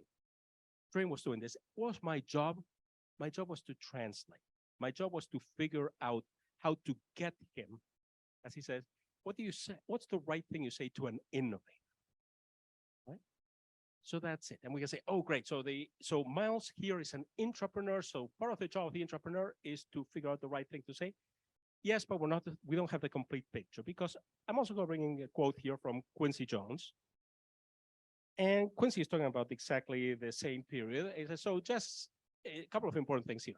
So jazz is at the top of hierarchy of music because the musicians learned everything they could about music. Every time I used to see Coltrane, he'd have Nicholas Slomynsky's book. For those of you who aren't familiar with it, Slomynsky did a whole series of studies of the 12-tone system, did this whole book of categorization of patterns. That's what he's referring to. It is entirely classical music. That's the interesting thing. So here's the first thing. He's saying that musicians learned everything they could about music, an important bit. You may be playing jazz, doesn't mean you're not going to learn from classical. Huh? Everything that Coltrane ever played was in that thesaurus. In fact, right near the front of that book, there's a 12-tone example. It's giant steps. Strongly recommended if you've never done so. Pick up Slomynsky's book, put on giant steps, listen to it. Quincy is right. And he's not the only one, by the way, that said the same thing. Joseph Zawinul said the same thing, quite a few others. Everyone thinks Coltrane wrote that. He didn't. It's Slomynsky. That book started all the jazz guys improvising in 12-tone. Aha. Important point number 2 here. So we have Miles acting as an intrapreneur to help Coltrane create something new. And in turn, Quincy Jones is telling you, at the same time, this isn't just, and the innovator comes out of nowhere, placing a new thing that nobody ever thought about, and that's it. No, Coltrane is creating something new, but a chunk of taking that something new is translating across domains. So this is important. What the intrapreneur is doing, it's not just, and you just help this flash of inspiration happen. It's also a helping translations across domain that are brought in by these pioneers, by these entrepreneurs to the table. Okay, so we have that. So we have a very, very, very lean little picture coming in here. We know that entrepreneurs are important in terms of taking the work of pioneers and getting it out to a larger audience. Let's keep building. All right, again, part 2 from Miles. Now, this is 1959 we're talking about here, right? And now let's fast forward to 1970. 1980, Miles puts out an incredible album called Bitches Brew. Yes, Miles knew the name was provocative. He chose it deliberately, so I'll save you the trouble of, did he know? Yes, he did, okay? Also, interesting fact, the brew there is not intended to be a noun, it's intended to be a verb. That's why there's no apostrophe in the title. And there's some very interesting things about what he's saying, how he's saying it. But let's go a little bit to how this album came together. Because this album is not the first, but certainly one of the crucial jazz fusion albums that are beginning to blend across vocabularies with progressive rock, with other forms that are common at that point, but not in the world of jazz. And Miles is, to everybody who said, but I liked, so what? I liked Birth of the Cool, etc. Okay? He's saying, okay, that was fun. Now let's make something new. So Miles now is in the role of the innovator, the pioneer. And he has a partner in crime on many albums, but in particular on this one. And it's his producer, Teo Macero. So let's see what Teo has to say about how this album got produced. I let Miles have a free hand in the studio, and I always encouraged him to use electronic equipment because if he didn't have it, I'd order it. Aha. Number one, Teo is doing a job of making sure that Miles at all times has access to new technologies for music. He called me up in the middle of the night and said, listen. I said, listen to what? He plays something for 40 minutes on the phone. Number two, Teo Macero here is acting as a sounding board for ideas. And number three, now we might have recorded for 5 months and I said, oh, I need that. I need a piece there. I might go back into one of his tracks and take something out and put it in Bitches Brew. And I do that with a lot of his stuff. Number three, the entrepreneur is not a neutral party here. Okay, we already saw Miles saying, need to know what to say to somebody about that, etc., etc. But here, Teo Macero is actually taking a much more active role. He's saying, yeah, I took the stuff that Miles put together and then I assembled it. So here the entrepreneur is taking on a much more active role than what we've seen so far. It's a role that's not just facilitating the pioneer getting in touch with themselves to create something. It's something new. But again, a little bit more. On the sessions for Bitches Brew, Joe Zawinul was the keyboardist. And here's what Zawinul said. I didn't really like the sessions at the time. I didn't think they were exciting enough. But a short while later, I was at the CBS offices and the secretary was playing this incredible music. It was really smoking. So I asked her, what the hell is this? And she replied, it's that Bitches Brew thing. I thought, damn, that's great. So this is another one. So we have somebody else here. This is Joe Zawinul, and Zawinul now here is playing the role of that cast and crew I mentioned before. He's clearly not the innovator, and he's clearly not the entrepreneur, but he is playing a crucial role in the mix, and he can see the whole thing assembled. So this is another key aspect, that it's not just, and then once you have the entrepreneur or the innovator or the pioneer and the entrepreneur, then you've got the whole thing. There also has to be this cast and crew, and somehow this cast and crew has to be brought into the picture. So if we now expand out from this, build it out further, okay? We have this Teo Macero, by the way, in case you're wondering, is shortly in an interview where I got this from. Here's the album, okay? And here's what we've got. Because now if you think about what Teo Macero is telling you, you say, look, you have changing system, okay? There are parts of music making that are changing. That's the new technologies. There are things that are stable. This is where I'm doing the pull things together. You have people with high influence, Teo Macero, Miles, to some extent. You have people with lower influence, Joe Zawinul, in this case. So it's giving you a landscape within which now you start to see how things are playing out. Because what you see now is a little bit of an enrichment of the role of the entrepreneur. They're not just somebody on their own with the pioneers and that's it. You're looking at somebody within a system. And what they're doing is they're mediating between the changing system where innovation, where new things are coming up, and the stable system where things have been up till now, and between individuals with higher influence and individuals with lower influence in terms of the overall product of the system. All right, that's phase two. Let's fast forward one more time. Now let's go towards the end, sadly, of Miles' career. He didn't live much longer after when this quote came out. This is from, once again, his biography. And Miles had recorded with Columbia for many years, but I'll get to what that he's referring to here is in just a second, but he says, that was the beginning of the end of my relationship with Columbia. That and the way that George Butler was treating me and Wynton Marsalis. George Butler was the producer for both of us, and I felt he was more concerned about Wynton's music than he was about mine. Now here's the key thing. Wynton was getting a lot of play because he was playing classical music. And by this time, he was winning all the awards, both in classical and in jazz music. And this is a point at which we see a failure of the entrepreneurial structure. Because what happened here is that Miles left Columbia, and that unfortunately had, it definitely cut some of the scope of distribution, but it also meant a disruption to what Miles had been creating, how he'd been creating it, and so on. But the important thing to realize here is that what he's criticizing is not that Wynton played classical music. It's that he played something that was nothing more than somebody else's classical music. How do I know that?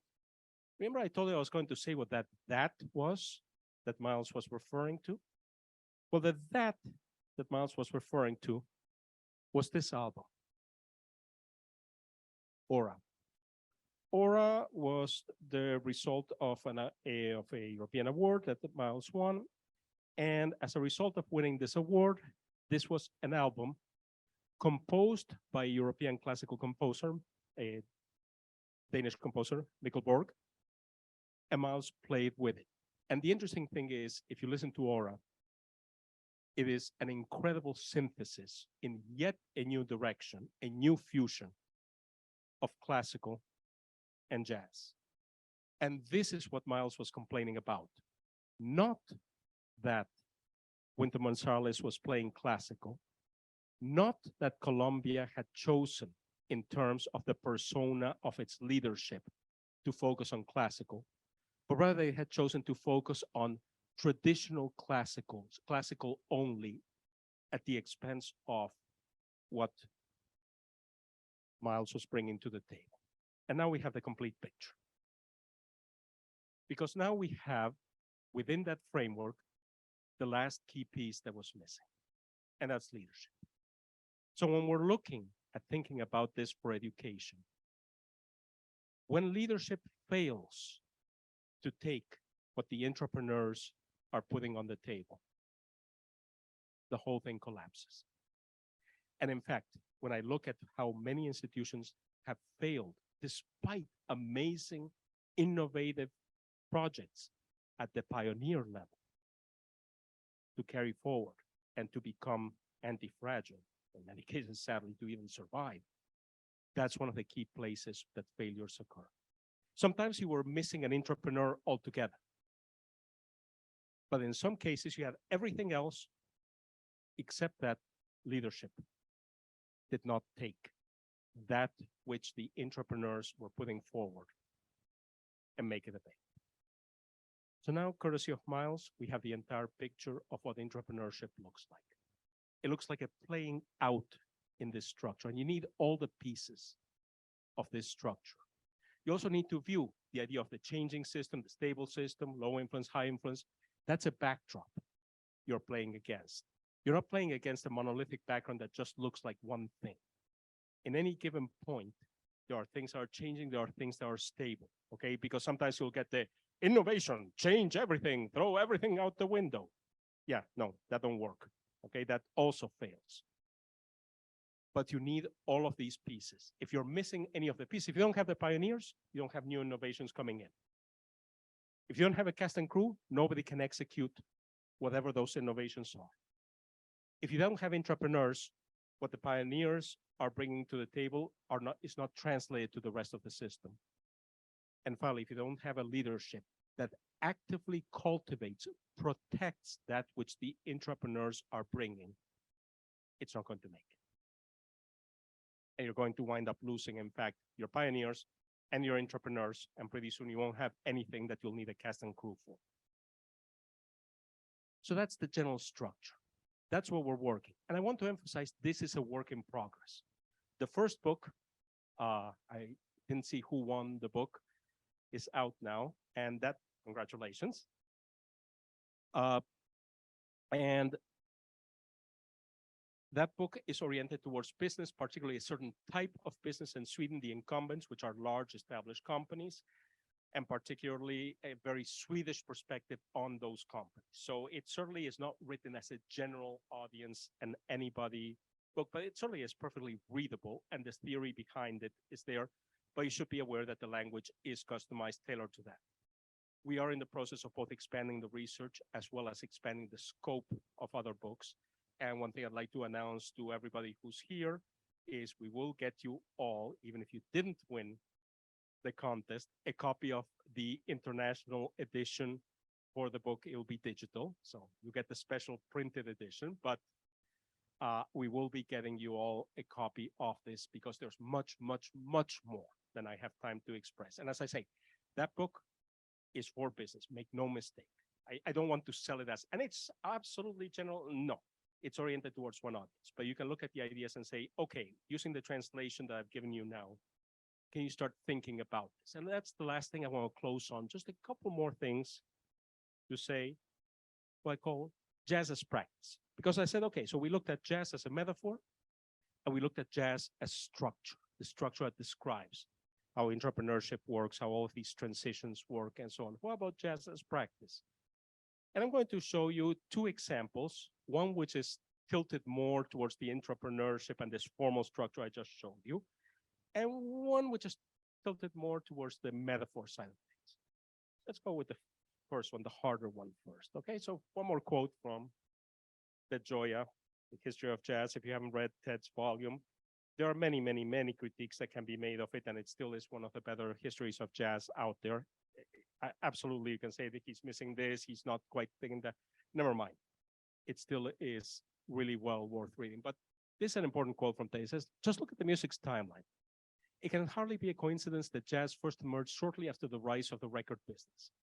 In the previous era, improvisations could hardly have been preserved, let alone packaged and put up for sale in the marketplace. So this is what I call the tangibility of the whole thing, right?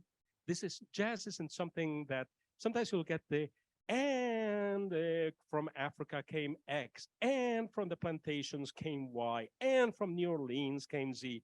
We're going to throw in a little bit of a fanciful history of the brothels and prohibition. And don't get me wrong, there were some things like that. But as many people have pointed out, Fats, for instance, love to inflate the stories about interacting with gangsters and so on. And many jazz musicians, when asked, well, did you play in X? Didn't even know some of these infamous clubs or something. What? Wait, Storyville? What was Storyville? I'm sorry, was that a small town? That's an actual quote from multiple interviews, not just one, multiple interviews of, musicians from the infamous era, right? They'll say, Storyville, yeah, you've seen it in film. No, I don't know what. No, was that a town? No, the red light district. Oh yeah, we call that the red light district. Yeah, sometimes we played that. No big deal.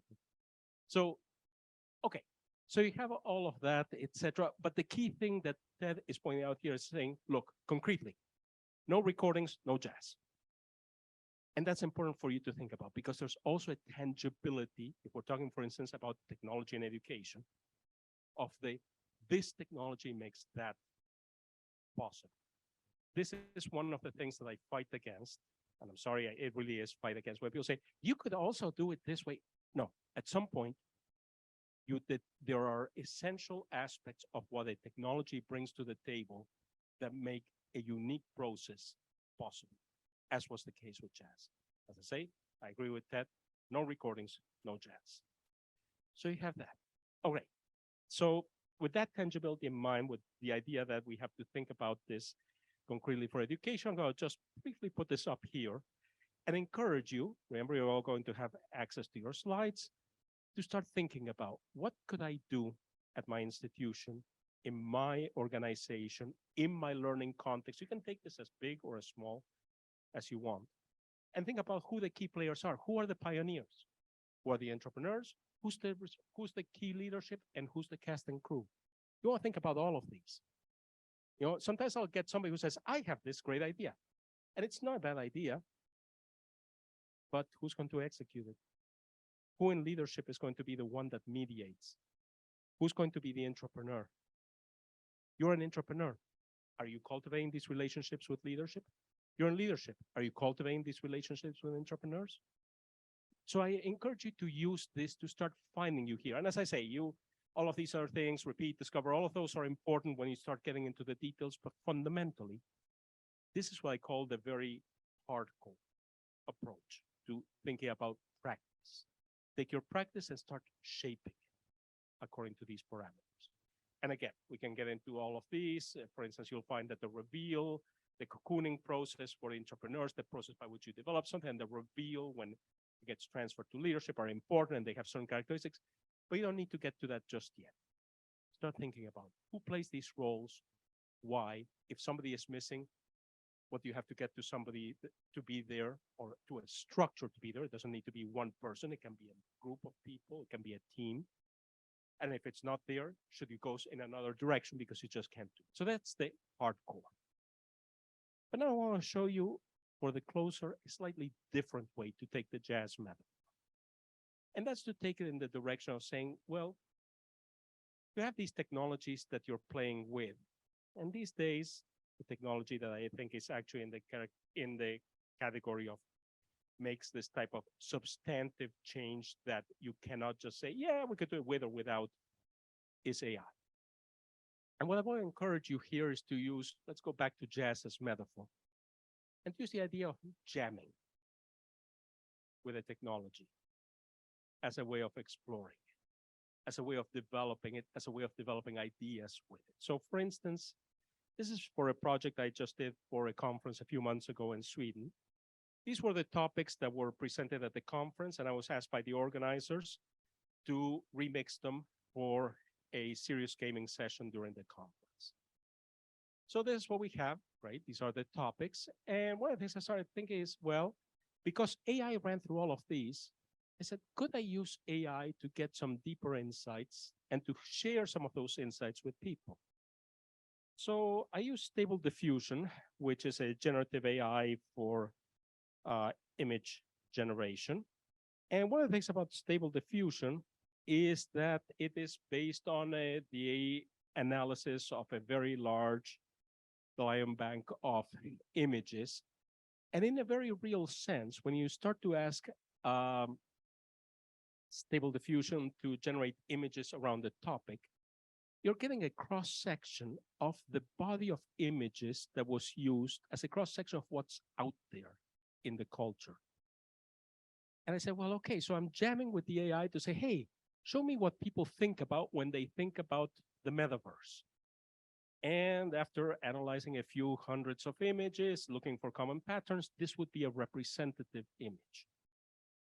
And when people are thinking of something like retail, and by the way, the retail people don't like that image up top very much because it makes everything look like a vending machine standing at a gas station. If you're familiar with European gas stations, you know exactly what I'm talking about, right? But that's not what the retail people would love to see. And yet that is the image that emerges from systematic exploration of the body that's in there. And one of the things I was asked to deal with, particularly as an important topic, was the topic of ageism. And I regret to inform you that the body of the images looks like this. Standard old man, you know, with a certain gray face, etc. And there isn't, you know, the body of images associated with old age is, again, overwhelmingly negative. Now, people sometimes say, well, let's make sure the AI gives us positivity. No, hold on. The AI is telling us something true about our culture. We may not like it. We'd love for people to have a different image of old age. We'd love for people to have a different image, or at least the retail people would love for us to all have a different image of retail spaces. But this is what I call jamming with the technology. It's not as simple as I can't just ask Stable Diffusion to say, tell me what people think about X. It ain't there. Okay? And I don't know if it ever will be, but that's not the point. Right now, I can jam with the technology to get something out of it that I couldn't otherwise. Let's take the play one step further. One of the things I do is I work on learning spaces. And I like to get myself out of ruts of thinking about learning spaces. Now, some of you have heard me talk before. If you have, you know that one of the spaces I admire the most for learning was a school designed by Antonio Gaudí, the Catalonian architect that designed La Sagrada, the incredible basilica, some amazing buildings, the Park Güell, etc. Really remarkable. And I've been thinking about that. But okay, I've been looking at the same school he designed over and over again. I'm getting into a rut. What if I start to use the AI to jam on ideas? And I need to think about, so what will work in an era where climate change is making a difference? Because a school designed for an era when I'm burning fuel is very different from a school designed for maybe a solar punk area. And this is one of, again, I've generated, and these are actually in the thousands by now, images of what the key issue is. What would, in this case, this riff on a kindergarten designed by Gaudi look like, okay? And this is just one of many ideas. So here I'm using it just to get me out of ruts, but not also to get me out of ruts in a guided manner. I'm not just saying, hey, just throw me something cool. I'm saying, hold on, I know Gaudi had good ideas about schools. I know Gaudi had good ideas about architecture. I know good approaches for dealing with ventilation, with heating, with cooling, etc. Throw those into the mix. And throw into the mix some good ideas, not some of the horrendous ideas that people have about what buildings look like for kids and so on, remix those, get the prompts as appropriate representations. What do you get out? Again, jazz. Getting a bit of swing into that. I don't know if any of you looked at the LinkedIn prompt I put in the other day, but I started thinking, well, what could jazz clubs themselves look like? So here we go. This is another one where I was playing with ideas for jazz clubs in an era of climate change, where you need to do something that still evokes the history and, but at the same time moves forward with new and insane musical instruments and deals with this. So this is where I'm going to leave you with this idea of jamming with the new technology, with this idea of a technology that has that role that recording had for jazz. Because as I say, I am going to argue strongly that AI has that role right now. And maybe there are other technologies that we use too. But not just to say, okay, I will now implement ChatGPT or Stable Diffusion, whatever it is, in a kind of rote manner. I'm going to jam against. I'm going to jam with it. I'm going to explore all those things I can do with it, with jazz as a metaphor. And once again, here's our patron saint, if you will. And I notice none of you said anything, and you all accepted this, right? This is the result of what happens if you use Stable Diffusion to say, hey, give me a composite of several thousand different views of what people think Miles Davis looked like. And then give me the result as a synthesized highest probability. Interesting. Looks like Miles has a certain presence that goes not just to what I might be fascinated by or what I have to say, but looks like he's got an enduring presence in people's mind. One more form of anti-fragility. So let me thank you all again for being here today. Got my contact info. You're going to get the slides. And between today and the next couple of days, I want to encourage you to jam, play, have some fun, swing with jazz. Thank you.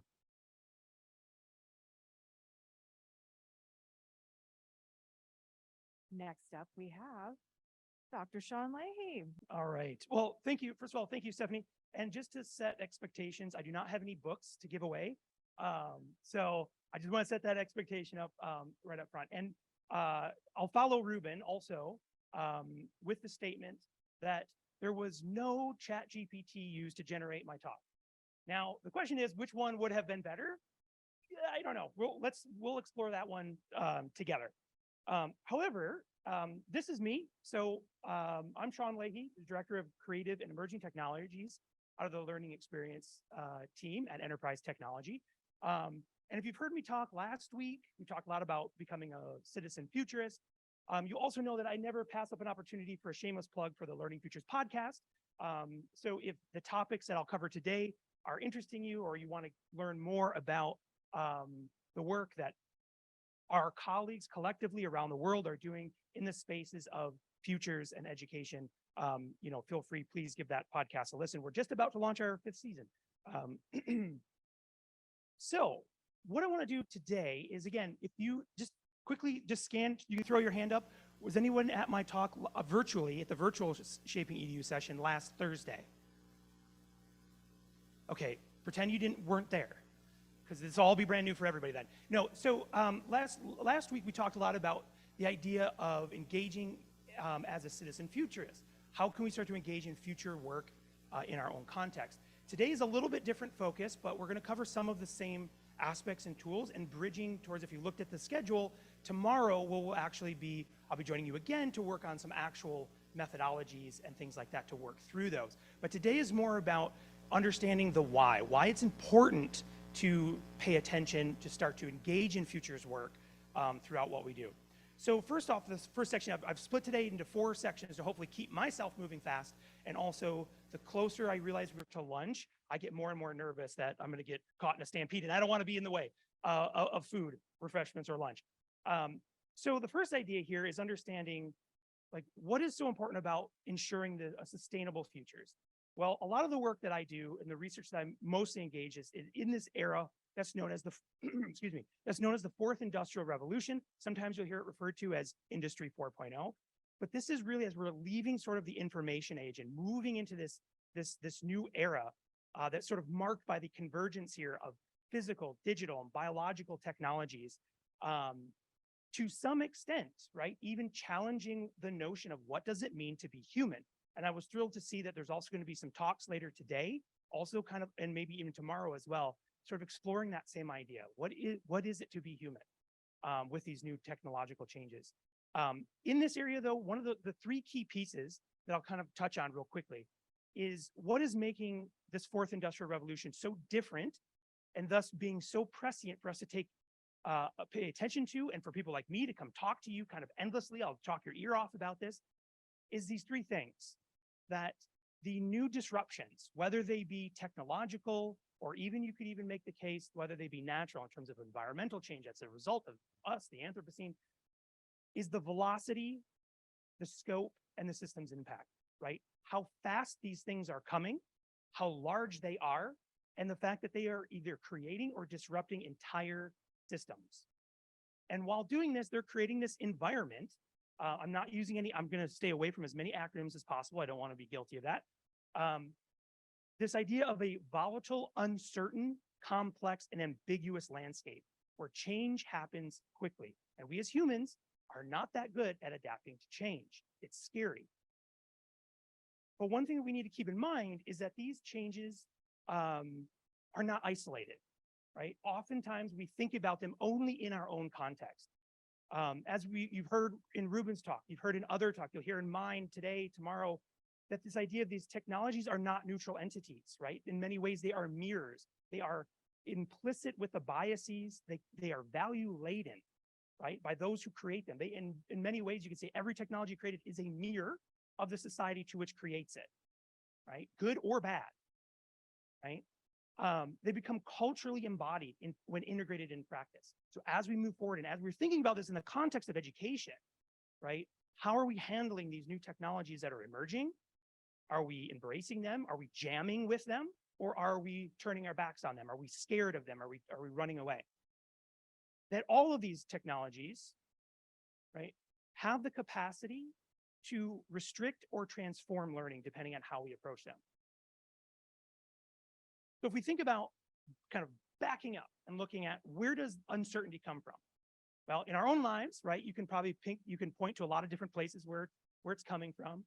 But when we think about those technological disruptions, again, they are not in isolation. This is a good graphic from the Future Today Institute, which we'll be sharing and talking more about some of their tools throughout the 2 days here. This is sort of the idea of the 11 macro sources of disruption, right? So we have things like education and government and economy and public health, knowing that the technology, the signals and the trends and the things and the new technologies and disruptions that are driving change do not only impact one sector. They do not only impact one area. So while we in education, unfortunately, have a long-standing history of being very reactive to new technological disruptions, right? We go back to that slide, the velocity, the scope, and the system's impact. As educational leaders, as researchers, as participants that are having a hand in crafting where we go, that it's imperative now that we really start as leaders, really start to work proactively to look at these different disruptions and signals that are happening in different sectors and start paying attention to those and start to connect the dots. How will, right, and I'll pick on, because it's the flavor and the technology of the week, of the month, of the year, we'll pick on generative AI, right? Specifically things like ChatGPT from OpenAI. How does, and we're already asking this question, right? What does the impact of this have on education? All right, so those are some of the questions that we need to start answering. How are we going to handle those? This is another graphic. I love using this one because most time everyone looks at it and goes, what? These are megatrends. So these are large areas. Again, thinking about this idea that none of these things happen in isolation, right? Issues of sustainability, democratization, commercialization, economic growth, right? These are mega trends that are happening all over the year. And mega trends are defined as shifts that are taking place with an expected sort of lifespan of anywhere from 5 to 30 years, right? So what are these big shifts? And so as we're sitting here in the sector of education, we should start asking these questions.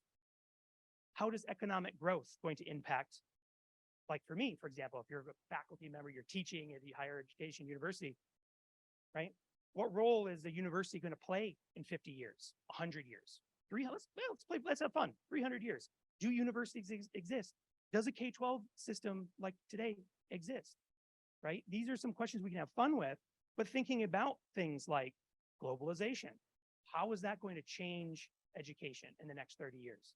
Right? Commercialization, technological development. That's a fun one that a lot of us who identify as technologists and things like that, we tend to focus there.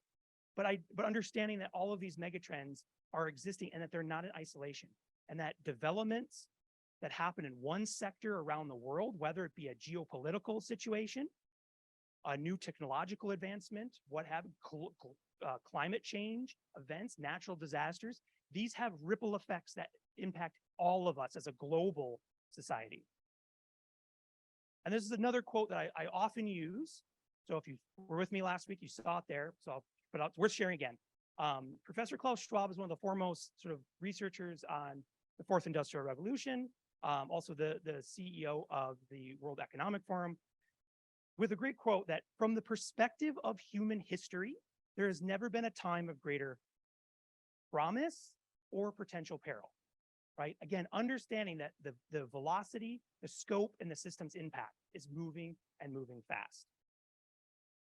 So as we move in here to the second piece here, I want to focus a little bit on some of those challenges, right? So things are moving. We've established that. We're headed into the fourth industrial revolution, right? An era that will be defined by historians as how long it lasts, right? It could easily last 100 years. But the idea here is now, as we're moving in there, how can we start to prepare the educational system to address those challenges of a sustainable future? And so these are three pressing risks that have emerged as sort of the call to action or the warning bell around this rapid evolution of technological change as a result of the fourth industrial revolution. Fair distribution. We know from previous, we're living it today, right? But we know from previous, industrial revolutions that the benefits of it are not distributed fairly, even today, right? With things like ChatGPT, again, I'll pick on that all day long, right? Who has access to it? When can you get access? Even within there, you can pay to have priority access, right? So things are shifting. How do we do that? You know, wealth and well-being have always been unevenly distributed, but as things continue to accelerate in that velocity, scope, and systems impact, this needs to be something that we're working towards at a consistent speed. Externalities of risk. How do we ensure we're protecting those vulnerable populations from unintended harms and consequences? And we'll take a look at some of those as an example today too. And of course, the human-led, human-centered piece. This is a consistent theme through all of the ShapingEDU components as well. So this is a topic I know this community is well-versed in and is on top of mind, but often it's not top of mind for the general public, right? How do we ensure that with these amazing things that we retain those human values and use those technologies to empower humans and not just accelerate or widen already existing gaps? And so it leads us to this idea of how do we start asking these difficult questions? How do we foresee those unintended consequences? When something is exciting and it's new, we all want to either jump on it or start playing with it, or we want to institute it right away. But have we stopped and slowed down to ask these difficult questions? How can we prevent harm?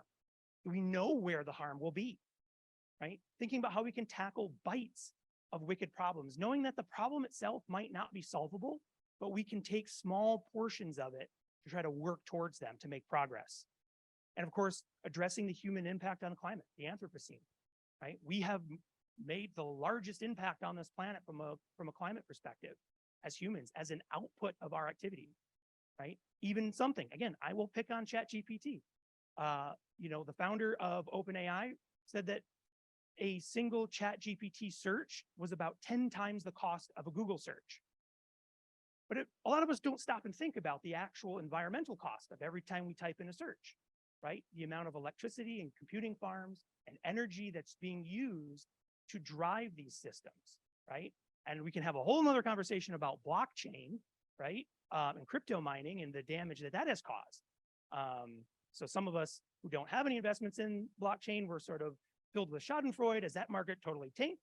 But that's, you know, you can ask me about that over coffee or something. I'll share my insights there. So as we transition to this idea of a humanistic approach, right, that really we need to focus on some of these core elements, focusing on the system, not the individual technology itself, the empowerment, right? How do these technologies going forward, how do we ensure or challenge them so that they're empowering our learners, our educators, our society, us as humans, keeping that human-centric design, not losing ourselves in the technology, not allowing the technologies to become mythic, right? That we give in to this thing because they're all human created, right? Again, these are all mirrors of our own society. They bring with them the biases we put there, right? So it's our job to try to work those out over time, and ensuring that we keep things like values as a feature. All right, so let's jump into some opportunities here. So, you know, if you hear Ruben talk, you hear me talk, you hear this word anti-fragility a lot, right? It certainly doesn't mean that something comes in, comes out the same way and survives. It just means that it moves on. But how do we prepare for this uncertainty, right? We can't predict the future. I spent last week talking a lot about that, and we'll talk more about that tomorrow, about this idea is that we can just give that up, right? We're not predicting the future, but what we can do is prepare for the uncertainty that comes with those future states. One of the things that we'll champion, right, is exploring this idea of the adjacent possible, exploring those unintended consequences.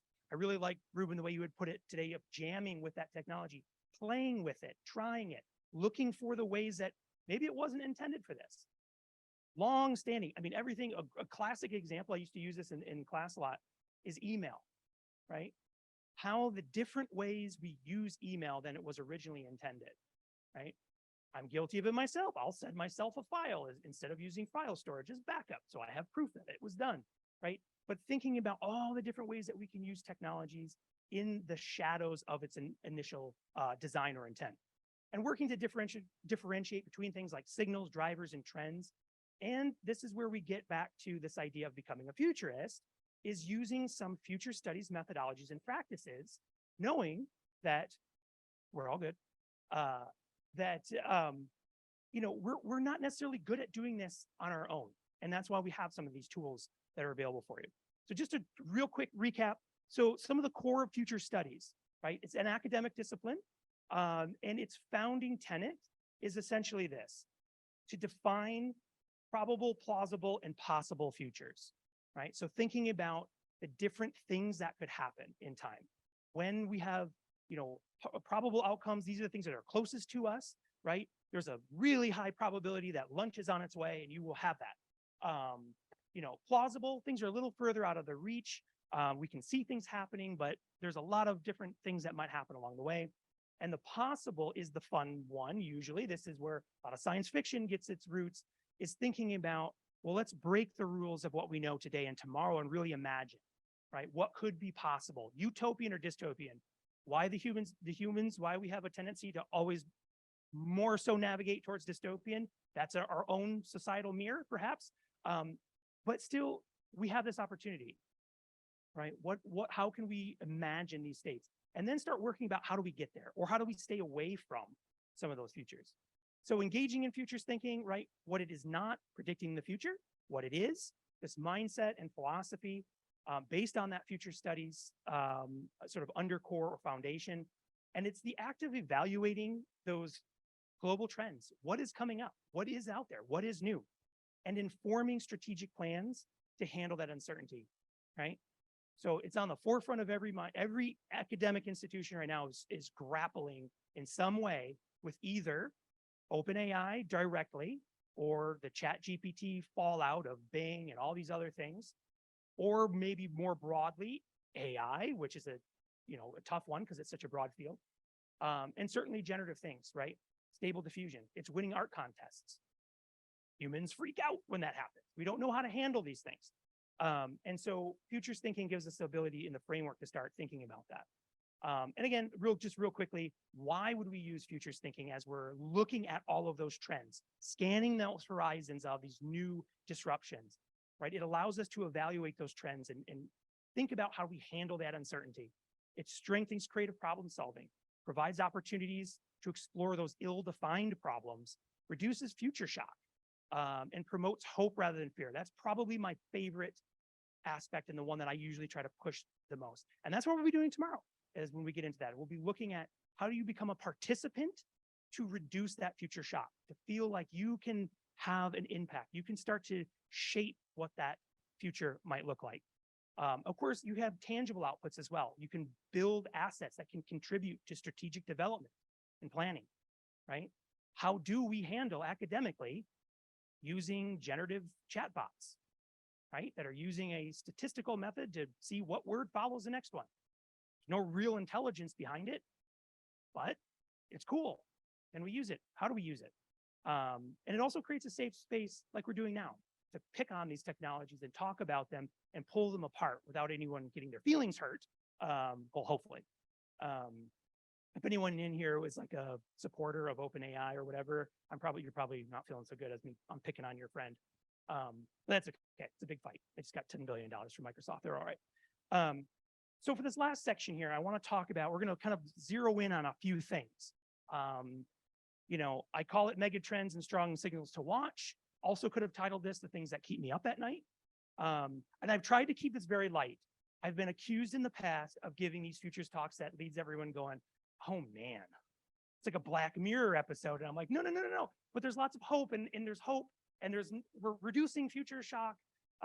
So I've tried my best to keep that out of it and try to keep it as fun as possible. But you tell me. So we're not alone in this effort, right, of trying to think about how do we handle these new technologies? How do we handle this incredible wave, right? And if you need, we'll have an example here in a moment, but if you need any guidance on that, think about if you've been following the generative AI space, right? Last summer, which feels like an immense long time ago, we were starting to get things like DALL-E and DALL-E 2, which were doing image creation, right? They don't work anywhere near close to the same way as ChatGPT. They're completely different technologies. But what they do from a user perspective is allow us to give it a prompt and it gives us something back. But the difference that it has, and one of the reasons it has grabbed so much attention, is what it's giving back to us isn't necessarily a data point, right? It's not surfacing a figure on the back end of an LMS. It's giving us something that, for the most part, we have held the belief that it was only doable by a human. Only humans create art. Only humans can write the great American novel. Maybe, right? We're writing, you can go on Amazon right now and buy lots of kids' books that are completely AI generated within the last couple months, right? Stable Diffusion and DALL-E have been winning fine art competitions and really challenging this. But we're not alone, right? I like to point to our friends at UNESCO, for example, right? They've created this thing called the Sustainable Development Goals, of which there's several. I want to focus on number 4. So you might hear this as an acronym or abbreviation, SDG 4, which stands for, it's the Education 2030. And this is where they have essentially established this goal to ensure inclusive and equitable quality education and promote lifelong learning opportunities for all, with the goal of reaching that by 2030, right? And one of their main elements of this is leveraging and using artificial intelligence and how it can achieve those goals, right? How it can work to tackle those issues. Is the issues of diversity, inclusion, and equity using AI systems. In the past, up until the recent explosion, and I'd be curious what you all think, right? Were you aware of specific, could you name specific AI technologies prior to things like Stable Diffusion and ChatGPT? Most people could not, because they were mostly behind the scenes, right? But now as we're starting to see these things, and so we kind of, even in the last 6 months, made a dramatic shift from things that were happening in the background, providing insights and actionable data, to things that the actual end user, the learner, is using and turning around. The educators, the learners, challenging, using, jamming. I'm going to keep using that all day today, Ruben. They're just jamming on these things, right? Which we know in some environments are welcomed. In some environments, people freak out with that because it breaks the system. It breaks the norms. It breaks the intended. But one of the things that is high on their list, which is coming back to all of these issues, is around issues of ethics, right? With artificial intelligence. Again, bringing back that human quality, that human-centered piece. So here are some key insights. I pulled these from lots of different sources that I use as a futurist to kind of constantly scanning those horizons. Again, think about that giant megatrend map or the macro sources. What is happening right now? What are some of the hot things right now to be paying attention to as they're starting to bubble up, right? Our artificial intelligence for the last several years has been one of the most active spaces. So for example, deep neural networks. So when we talk about deep neural networks, that's a whole nother lecture we could get into, but that encompasses the things that are powering the neural networks like ChatGPT, like Stable Diffusion, and natural language processing, and on and on and on, right? But we've never seen this level of growth before, even just looking in the US in terms of patent filings in the US around these technologies. And you can see that now, right? How many new AI technologies are just popping up left and right now, leveraging these things. They're growing fast. Legal issues of facial recognition. This has been an ongoing trouble, right? Trying to use a technology to solve a problem without thinking about the unintended consequences, right? Putting a facial recognition in places like schools. How do we monitor people, right? Maybe it's for safety, but what are the unintended consequences of that, right? We start gathering this information. Generative AI as upskilling, right? This idea of, can we use something like generative AI, like ChatGPT, to boost skills rather than learn them? Regulations, deepfakes, diversity, equity, inclusion. Over in the space that feels overshadowed now by the advancements in AI is the sort of extended reality space, right? There's no one more happy right now about the focus moving away from the metaverse than Mark Zuckerberg. If you're following that, trail, Facebook, now Meta, has lost an incredible amount of money investing and shifting into the metaverse. Yet it's a continuous play. It's still there, but it has lots of issues with it, right? Lots of risks that are coming in terms of, as we grow and people develop multiple sort of metaverse personas and privacy and putting their personal information, their biometrics, things like that in these spaces. Are we prepared to handle the privacy risk for those? We can barely get a handle on the old Web 2.0 privacy concerns, right? Someone's trying to let me know that a car I don't own, the warranty has expired. They keep calling over and over and over again, trying to get me to sign up for an extended warranty. But that's just a verse. Web AR, Web VR, bringing some of those capabilities to more mainstream, lessening the reliance on heavy and antiquated hardware. And then, of course, we have things like the synthetic markets, right? The explosion in the buying, selling of digital goods and services that exist in a digital world that do not exist at all in the physical world, right? Things like digital infrastructure as well, reliance on video conferencing technologies, right? How is this going to change? The global pandemic, in good or bad, thrust this space forward about a decade, right? Splinternet, this is a big one if you're paying attention. What are the ramifications right now on more and more sort of demarcated or garden internet experiences, right? As global tensions rise with the United States and the EU and with China and other large nation states who are all defining what their internet is, what happens as we start to decentralize and sort of create different splinter nets around the world? That'll have dramatic impact if that takes place. And if you're paying attention right now, the Supreme Court listening to cases that have to do with Section 230, right? This is a massive one. If you don't know what this is, please go Google it and look it up, or ask if you're in the pilot for the new Bing, go ahead and ask that what it thinks. But essentially, depending on what happens, right, with some of the decisions on Section 230, that could completely transform the online economy and marketplace, because it threatens to either uphold or potentially weaken or entirely remove protections of being able to have and post online communities. We don't know. This could have huge impact, right?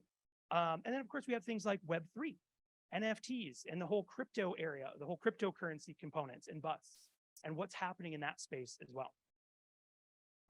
You won't be able to read any of this from there, but it's worth putting on here. With all of these technologies, many of which I just kind of rattled off, we can think about those also in terms of, you know, again, as a futurist, we're thinking about how will these disruptions happen? How will they play out? This is a tool that I always like to return to. It's a wonderful teaching tool and also a great way for us who get excited easily. I'm one of them, all right, about a new technology. I want to play with it. I want to jam with it. I want to see what it can do. I want to break it. I want to see how many queries I can put in there until ChatGPT or Bing starts telling me it loves me or hates me, right? How can I get to do that?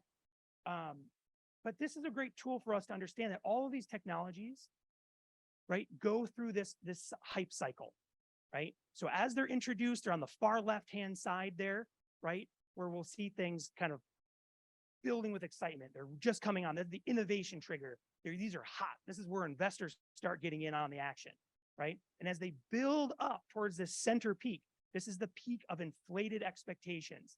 This is at the top, right? And this is from last year. I'm waiting for the 2023 one to be accessible. But even here from last year, right, we're seeing, so if you're curious where, for example, generative AI stuff is, it's on the slope on the way up on the left-hand side there.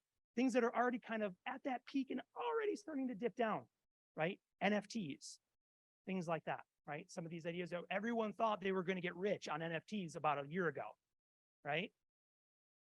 Well, maybe not, right? Doesn't mean the technology is bad.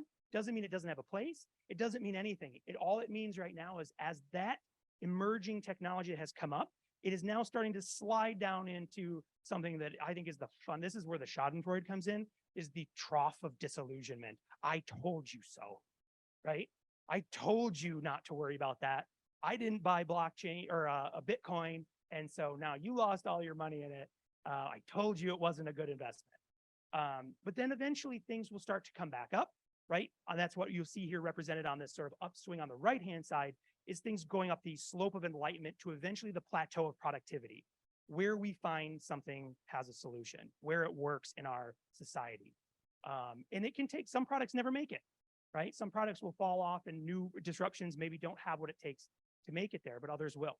And so it's always sort of prescient to keep this in mind, that all of those technologies, regardless of what it is, whatever it'll be tomorrow, right? It'll still go through this sort of cycle as it goes in. And so even today, if I were to draw a fresh curve here of the last, let's even just say, we're almost in March. So let's just say 3 months. Let's go back to December or something like that. You know, ChatGPT shot up that side incredibly fast, right? It wasn't the holiday time here, Christmas time, New Year's time, where we weren't seeing the news headings of education is over. Everyone just pack it in. Don't need to study anymore. We have ChatGPT. Well, sure. And then everyone gets their hands on it and realizes actually the thing isn't that smart. Oh, there's actually no actual intelligence in it. It's just probability. Okay, let's ask it something. How many miles are from here to there? Oh, you can't do that. Okay, how about this times that? Can't do that.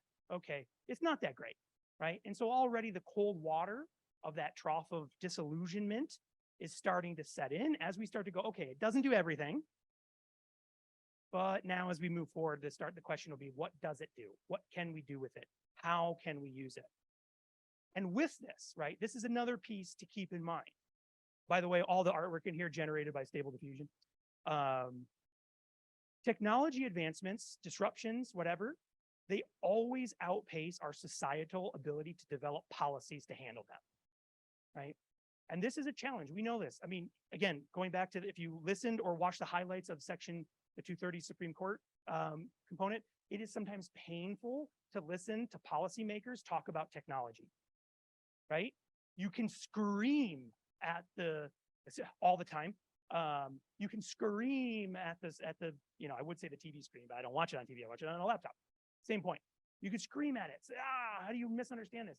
But this is a challenge. UNESCO's on this. UNESCO is constantly working around creating policy briefs to try to do this exact thing. Explain to policymakers why these things are important and how to think about them, especially from the ethical use case, right? As we get into AI, what can we do with this amazing new power? It gives us this almost superhuman ability, right? But again, thinking about those challenges.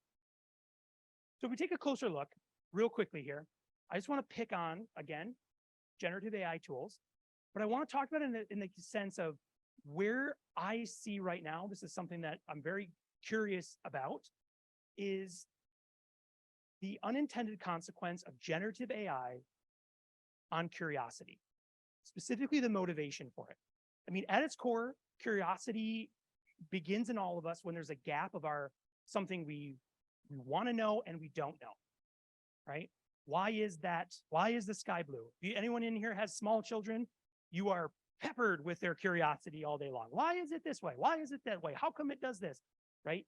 And it's a natural component of us as humans, right? As we explore these curiosities.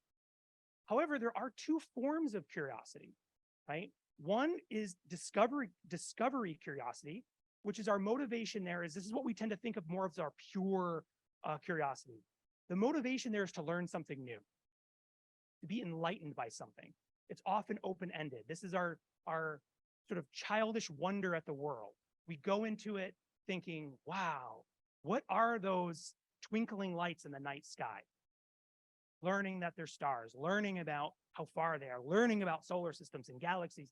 And it has this incredible way for us to seek information and learn it through this motivation of being open-ended and unspecified.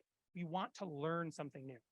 Versus this idea of deprivation curiosity, which is we have a gap and all we want to do is fill it, right? These are closed-minded, right? I just want to know, I don't care why, just tell me the answer, right? It's not bad, right? I'm not assigning value here, even though the words kind of discovery and deprivation kind of lead you one way, right? But deprivation, we use this all the time, right? What channel was that on? What website did you get that from? That's deprivation. Just give me the answer. I just want to know, right? But as we think about tools like ChatGPT from an educational context, right? Where do you see the dangers here? Right? Yes, it can be an incredible tool that can propel us forward and provide shortcuts and scaffolding and all of these components. We can generate images that, as wild as our sort of prompt engineering will allow us to get.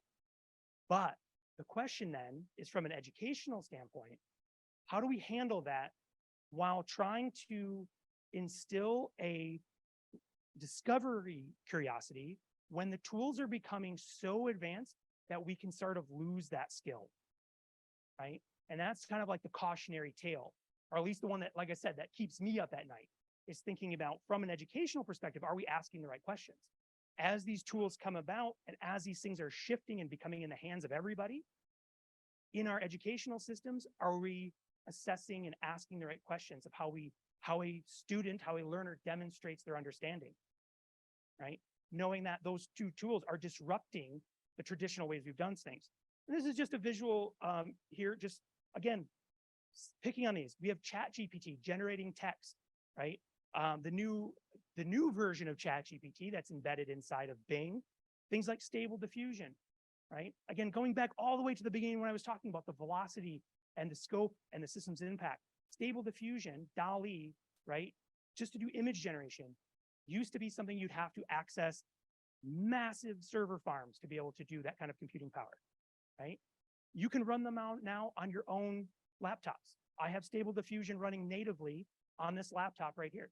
I can even have it running on one of the newer, like M1 based Apple iPads, right? That has happened only within the last couple of months because things are speeding up and accelerating. 11 Labs is a voice AI tool, right? It allows you to create completely synthesized voices or train your own, right? So these things are happening and they're happening fast. Again, there's not AI for that. This is just an example. There's several websites out there like this. This one's updated every day, tracking just the new AI tools, right? I took this morning, and as of today, there are just under 2,000 AI tools available that are indexed by this alone, right? Check back in a day, in a week, in a month. As long as we continue climbing that sort of hype cycle, those will only continue to increase. You're even seeing it everywhere. You're seeing it on TikTok. How many videos have you seen on TikTok or Instagram Reels that start with how I made my millions using ChatGPT, right? If you haven't seen them, trust me, your kids are. And so it's going, with all these things, it spreads very fast. And it brings us back again to these ideas, right? As we're using potentially these things, whether we want to or not, right? We can't put that genie back in the bottle, whether we want to or not. These are out there. They're being used. They will be used. And the technologies that come after them will be used even greater, right? Things like the Bing acquisition is a good one. Google is scrambling with their Lambda to catch back up. This idea is in the future, right? In the very near term future, you can hold me to this. You won't have to go to a specific website like OpenAI to access the technologies of ChatGPT. It will start to just show up in all of your other stuff, in your environment, in your search engine, in your word processing document, in your digital assistant. It will just be there, right? So again, asking this idea of how do we prepare for that uncertainty? And that's kind of what really, again, asking those difficult questions. But as we think about these, one point I'd like to make as we kind of wrap up here is that with these new technological change, if you're not already, I would challenge you to start thinking about them as an ecological change. These are not additive things, right? Adding ChatGPT-like technologies to the classroom isn't just a bolt-on. It changes the entire ecosystem of that environment, right? The same is true for all of these things. That when that technology comes in, it's disruptive and it creates an ecological change to that environment, not just an additive thing that you can just simply then remove and kind of go about your day. These things tend to have those long-lasting ecological changes. Asking us, how do we confront those? So I'm going to speed through these, just looking at the time also and being nervous that I'm getting too close to lunch. This is a foreshadow for tomorrow's work. So what we'll be looking at tomorrow is specifically looking at ideas of foresight. We're going to look at one tool tomorrow because that's all we have time for. But this idea of how do we take those ideas of futures thinking, right? Working towards the futures we want and staying away from these existential futures is by engaging in strategic foresight tools, right? That allow us to kind of go through these things. We'll look at how do we envision and visualize the future, right? As humans, we're really bad at predicting change. We often predict way over or way under, and then we usually struggle to actually adapt to what happens. But when we can start to visualize it, we can start to see on a time scale where things might happen. Again, looking for those, when we come back to those trends, those signals, those drivers, what's happening? How do we think about it? Where is it going to have an impact? I've overlaid a time cone here, right? And we can think about time in multiple ways simultaneously, right? The near term is where most people always are thinking. That's the tactical, right? Then we have strategic planning, vision, and all the way out there, big sort of changes, right? What happens at the systems level, things like that. This is a tool, this is a brief we will do tomorrow together. We'll do an axis of uncertainty. These are great tools, again, building on those uncertainties and trying to map them out to start to generate actionable stuff. In this case, this will generate little small micro narratives about opposing different uncertainties together. Okay, it'll be a lot of fun, I promise. But unfortunately, again, sorry, I don't have a book to give out. I can only offer you some academic papers and stuff like that. But so I'm going to end here with I like to end with this really pithy quote here. Any futures talk, you probably have seen it 100 times from William Gibson. The future is here. It's just not evenly distributed, right? And the power in this statement, I think, rings true. And I want you to I'll leave you with this, to think about this as we move on today, tomorrow, and hopefully for all this time. As we're looking for all of those new changes, those new technologies, what's the thing tomorrow what's going to change, right? We may not notice the subtle arrival of many other technologies that are already here and already at play, right? As we're sitting here today, as academic institutions around the world are wondering what they're going to do about generative AI, it's already in their classrooms. Their students are using it, their staff are using it, the faculty are using it. It's already here, right? And so with that, I just want to say thank you. I'll be around for a while today and then tomorrow, and I look forward to continuing the conversation. So thanks.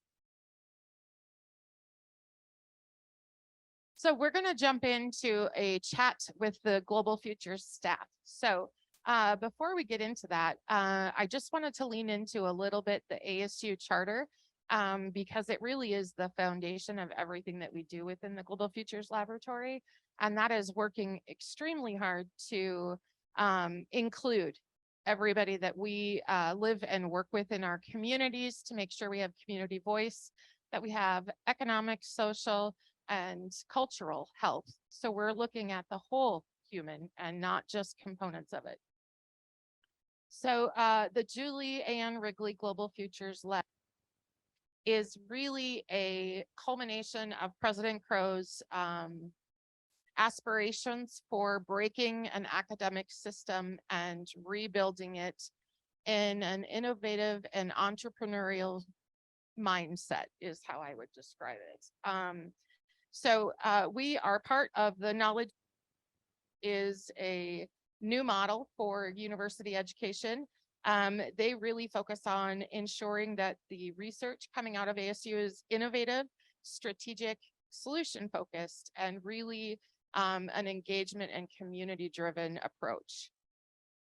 So within the Global Futures, we're really rooted in the conviction that we are all collectively individuals, but as an individual, we still should be moving towards health and happiness of not only ourselves, but of the planet. And we can't really work on one without working on all. So our vision for the Global Futures Laboratory is a future that thrives the healthy planet. So a healthy planet also needs to include the well-being of humankind. So very large mission and vision, and underneath those two umbrellas, because they are so broad, gives us the opportunity to really build and develop and be entrepreneurs like we learned about this morning. I'm going to use that model on a daily basis. It just so articulated exactly what we do within the Global Futures Laboratory, and that is really encourage out of the box thinking, and then we figure out how to make it a reality, right?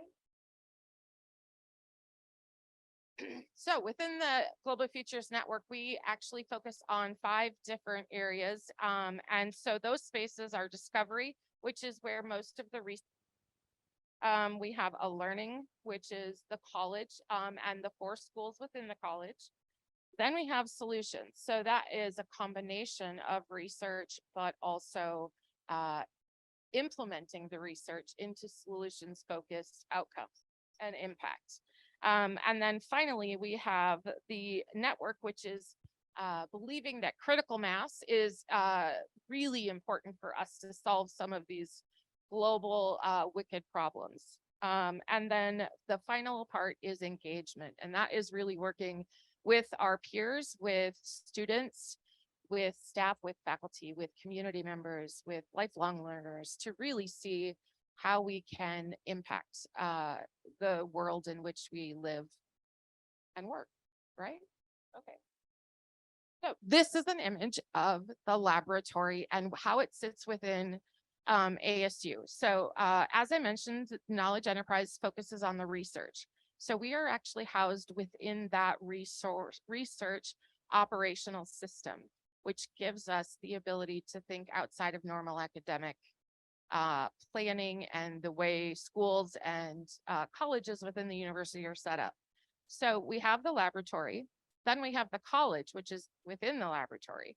And we really need charts and diagrams because it is such a convoluted, innovative approach to dealing with all of the issues that we're having. So within the college, we have 4 schools. The School of Sustainability, which was the first school ever of sustainability. The School of Ocean Futures is our newest school, and that is getting ready to launch classes in the fall. Is that correct? Okay. Sorry, I don't have a degree in 1 year, but they are starting to do some classes. Yeah. Okay, we're working with them on the research side and have been for months. So I'm really excited about that. It brings us it's kind of an anomaly, I think, having a school for ocean futures in the middle of the desert. But we have partnered with some really And Marie, I just heard that we're the only landlocked state to have a school of marine science oceanography. again, #1 in innovation for how many years running? Then we have the School for Complex and Adaptive Systems, which is really all of, I would classify as the AI smarty pants in the college. And then we have the School for Future of Innovation and Society. And this group of faculty, I have had the pleasure to really get to know this last year. And you want to work with innovative, out-of-the-box thinkers for your research. This is the group that is not afraid to take risk. And it's a super exciting group to work with. So we're going to go into introductions now, and then we're going to get started with the chat. Oh, you want me to introduce myself? Okay, sorry. So I'm Amy Pate. I am the Director of Learning, Design, and Curriculum at the College of Global Futures, which means I work with the instructional design team as well as curriculum development there within the college. And I think you wanted me to give 3 words, right? Yeah. So my 3 words are Words of what education means to you. so my 3 words that I often talk about to faculty, one is inclusion, right? We have to start including more people in the discussions around education. Number 2 is that education is incredibly complex, and we need to understand that it's no longer about maybe it never was, but a single person in a classroom doing their thing in front of some students. It is now such a complex organism and organization that we need to be thinking broader about these problems. And finally, my last word would be collaboration, which is, of course, what happens within our college is that we have the ability to collaborate with a lot of different stakeholders as we start designing courses. So again, thinking outside of that box that it's just the professor in a classroom, we're thinking about all these other collaborators. So those are my 3 words. Thank you. Yeah. Hello, I am Molly Cashion, and I am the Senior Program Manager for the Sustainability Teachers Academies. And this is a pretty unique program. Thank you. Yeah. This is a pretty unique program for an institution like ASU because we are 100% externally focused. So we create professional development opportunities for K-12 teachers. So in-service teachers teaching in the classroom. And it's all about, well, now it's about global futures. You know, it used to be about sustainability. That's where we were housed, et cetera, but it's a lot bigger of a topic now. So Global. it's global. It's about the future, you know, so. So I work mostly with K-12 teachers and other folks in the formal education realm. And my 3 words about education are relationship. So I think that education, one of the ways that we can have good educational experiences is by developing deep relationships with each other in our process of learning more. My 2nd word is liberatory. Yeah. So education, I believe, should be for the purpose of liberating people. And creating better opportunities, not only for the individuals, but for the society that we live in. Because like Anne-Marie said, sustainability and the kind of future that we want isn't just about having a planet where we can breathe the air appropriately. It's also about having social justice, which leads me to my last word, which is a cheat because it's 2 words. But I think the purpose of education is social change. And to that end, I use a lot of critical pedagogy in the way that our, the Teachers Academy has been formed and the type of education that we do with other teachers. Well, I'm going to come at this from a little bit different of a perspective. My name is Anne-Marie Hess, and I am the Assistant Director for Research Development at the Global Futures Laboratory. And my job is to support the 600 faculty across the entire university. So they are actually outside of the school and have all different kinds of experiences and expertise. So my background is an MBA. I think about things in an entrepreneurial mindset, and that's how I work with faculty. So my 3 words, I should preface that my husband is a 7th grade science teacher. My oldest daughter is a 1st grade teacher, and my youngest is just got accepted to her PhD in climatology. So they are all going into teaching in one form or another. So my words are translational, because I really think that the opportunity that we have to teach or transfer knowledge can really lead to translational change across not just the methodology of teaching, but also the impact to families that are, you know, also engaged in that. And I saw it firsthand with my husband trying to teach science over the internet during the pandemic. It was really a rough time for these students, and they're now having to go back and reteach a lot of the things that they were doing via Zoom, because there was not the ability for these Title I students to have access to everything that they needed and focus on their education. Diverse is my other 2nd word, and that's because my husband teaches in a Title I school. So the diversity and the way that he needs to teach science is really unique and creative. And some of the ideas that he comes up with to get students engaged that normally would sit there with their arms crossed or on their phone or sleeping or whatever is amazing. He used to be a law enforcement officer, so the fact that he has that creativity is astounding to me. And then my last word is a little bit negative, but it is the reality that we live in the US, and that is political. I think education has been thrown into the political arena, and it doesn't belong there, in my opinion. So, okay, I'm gonna hop off my soapbox now, and we're gonna move into. So now this is your turn, right? So what we want you to do is we gave you our 3 words for what does it mean to transform education and think about change and cultural change. And so we want you to take a few seconds to think about what is it that are your 3 words. And then we're going to have you turn to the people in your table and talk to them about your 3 words. And then you're also going to talk about how you personally foster culture transformation. So we're going to give you about 2 to 3 minutes to talk about those things, and go. Okay, so we're gonna have one person over here share their 2 words because I thought they were really cool. So hello, everyone. My 2 words, my first one was empathy. I feel like a lot of these decisions and what we make are intergenerational, and we need to have empathy for future generations in order to set them off on better paths. And also unity. I feel like the world is very polarized in that sense, and these different views won't get us anywhere. And in order to move forward, we need to accept our history in order for everyone to progress. Thank you so much. So we want somebody from this side of the room. Anybody want to volunteer? Our first word was crowbar because we all need one to get their brains open. And then the second word was light because when the light goes off, you know you're getting to them. And the third word was hope. That's great.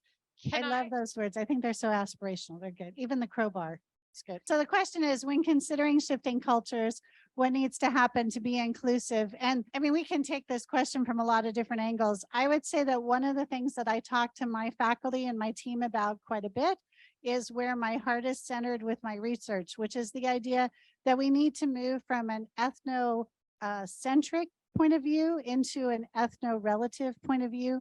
We talk about Bennett's developmental model quite a bit, where he actually talks about 6 different stages that you can move through to become a little more ethno-relative. And the idea is that we're moving from the idea of our classrooms and teaching as being what we know and what we've done for these years into a more diverse, inclusive perspective, where we honor all different cultures and we understand that there isn't one single way to teach or learn, but a broad possibility of ideas. And so by bringing all those voices together to talk about inclusion and teaching courses and designing courses, we have that more ethno-relative perspective that I work on. So for me, I would say that we need to center different voices in order to be more inclusive. And I'll give you an example that I don't know, didn't think of until you said the word hope. I thought that was amazing. And there's this great article by this guy, Duncan Andrade, and it's about critical hope and the kind of hope we need to foster in students that's not like aspirational in a way that's cheesy, but like that accepts the difficulties that we have and then allows us to have hope. And one of my favorite parts of this paper is that it's called Roses in Concrete, because it's based off of a lyric from Tupac Shakur. And he is quoted with, you know, APA citations and everything inside this paper. And I think that that is a great highlight of how we can use different sources of knowledge in order to be more inclusive of other people's experiences. So again, NBA, not academic at all. So I come at this from a way different perspective. So when I think about this, I think about the struggles that I had as a student. I am neurodivergent, and I am not someone that can learn and memorize and take a test and do well. So school was social for me. And quite honestly, when I walked across the stage with my diploma, I actually had to look to make sure it was signed, because I struggled so much with the way that it was done in the 80s. They didn't allow for different ways of learning. So I really, until I was in my 30s, thought I was an idiot and that I didn't have the ability to go to a 4-year school. And now I'm going to go on for my PhD. So you're never too late. And really, the lesson I learned is working with my kids who are both neurodivergent, thanks to me. The ability and the way that teachers have transitioned through my daughter, oldest is 30 to my youngest is 21, is transformational. And I just have to give my hats off to every single educator out there, because you guys saw problems with the way that the standard of teaching was done and made adjustments, which is exactly where we're at now. The last slide, weren't we? Because what we're going to do is wrap this up. And so we have plans, but our idea that we want you to walk away with is the idea that by asking questions, you start gaining knowledge, and that's a really key part of the feedback loop for you all, is to just start asking questions of each other. So again, we're going to give you a couple minutes to sit at your table and talk about what can we accomplish together that would have been impossible on our own. So go. Also, I want to say, I think you're a plant. I didn't know that Hope was going to be in here. And so I think you're a plant. But excellent job. For this presentation. All right. Who would like to share one thing that you discussed as your table? Anybody willing to do that? So one of the things that came up at our table was going to the moon. Oh, yeah. As someone from Texas very accurately pointed out, where Space Center Houston is in her state. But then our conversation kind of turned to this sort of discussion of like, what are the things that we actually only accomplish by ourselves? Because we really only do things with other people. Like, so it was literally this like, well, I mean, I do Duolingo by myself, but I know I'm not going to learn to speak the language until I actually go to talk to other people. And so that was kind of where our conversation went. Thank you so much. So that wraps up our section. We hope that we've encouraged you to ask questions. If you have questions of us, we're happy to answer them offline. And thank you again for your attention. Good afternoon. My name is Andrew Maynard. I'm the director of the Future of Being Human initiative here. And we have a fantastic panel of students. So this is going to be fast and furious. But my work involves thinking about the future, and especially transitions where we have advanced technologies and asking how do we get from where we are at the moment to a future where technology has utterly transformed society. But not only how do we get there, how do we get there so the future is better than the present? And this touches all sorts of areas, but one of them is learning and education. So I thought it would be really interesting to have a very, very quick dive into how we think technology is going to change learning and education in the future. But I didn't want to do this in the normal way where we have a bunch of heads and experts talking about this. I want to actually go to the source and get a bunch of my students to give us the insight into where they think technology is taking us.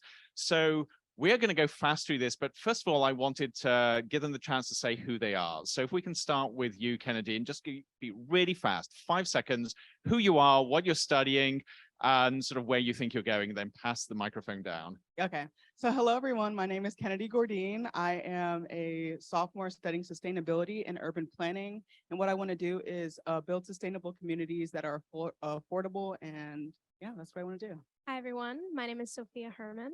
I'm also a sophomore. I'm studying English rhetoric and political and economic philosophy. Hi, everyone. My name is Isaac Mansfield.